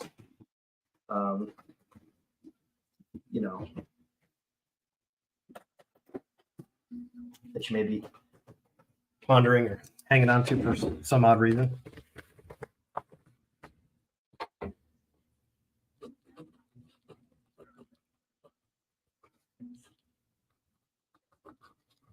Oh, and also too, I did pick up some of this, my new safety tape. Stop if seal is broken tape. Because I'm tired of scumbags opening up my packages. Received and outgoing. I don't have any control over the incoming, but the outgoing, I'm going to put a wrap on it. I don't want anything I send out to be opened. Maybe that'll deter them a little bit. Probably not, because a scumbag is going to do what a scumbag is going to do. But it'll at least give me a peace of mind that I know that I sent it off in good hands prior to it getting to whoever.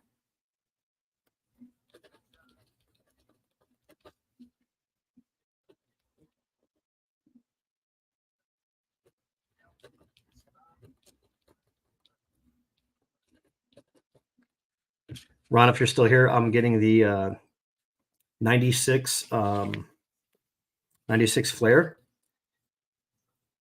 Those boxes have the hot glove inserts. I don't know if you remember the hot gloves. Anyone remember those? Orange card with the glove on it. Die cut.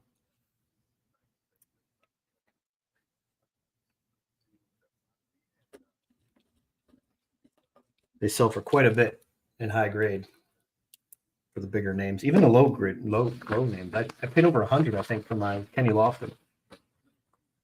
But it's one of those cards I had to have. I've been waiting for a long time, and this guy's had it on there on eBay for maybe like, I think he sent me an offer. He had it for like $200, I think, and he sent me an offer, I want to say about a year ago. And I found it I ended up clicking on it, and I was going to message the guy. And as soon as I pulled up the app, it had my old message from almost a year ago, about 10 months ago. And then he did message me back and said he was going to adjust the listing, and I must have missed the message for some reason, which is common. It happens. Getting messages throughout the week. So I said, hey, you sent me a message a long time ago, and I was going to message you about this card, and it looks like you had already adjusted it for me one time. And he says, yeah, I'll still honor the price. So I think he gave me like $60-some off, $68 off his ask price, which again, that's not really a savings. It's just what he wanted for the card. So I was happy to get it, that he responded to me and he still honored the price. So yeah, that was that. So that's pretty much all I got. I don't know if I'll have that in time for Friday, but I do have the Japan for Friday. And then a little bit of everything else. I think everything else is the same. So yeah, that's about it. So yeah. All right, guys. It's already 1:30. I'm gonna clean up the rest of this desk and get ready for work tomorrow. And then probably watch some crappy movie. And then head off to bed. So yeah, anybody hanging out watching, appreciate you jumping in and hanging out. I got a million things to do tomorrow. But yeah, good night, everybody. I'll catch y'all soon. And I'll see you guys all on Thursday in the live. All right, till next time.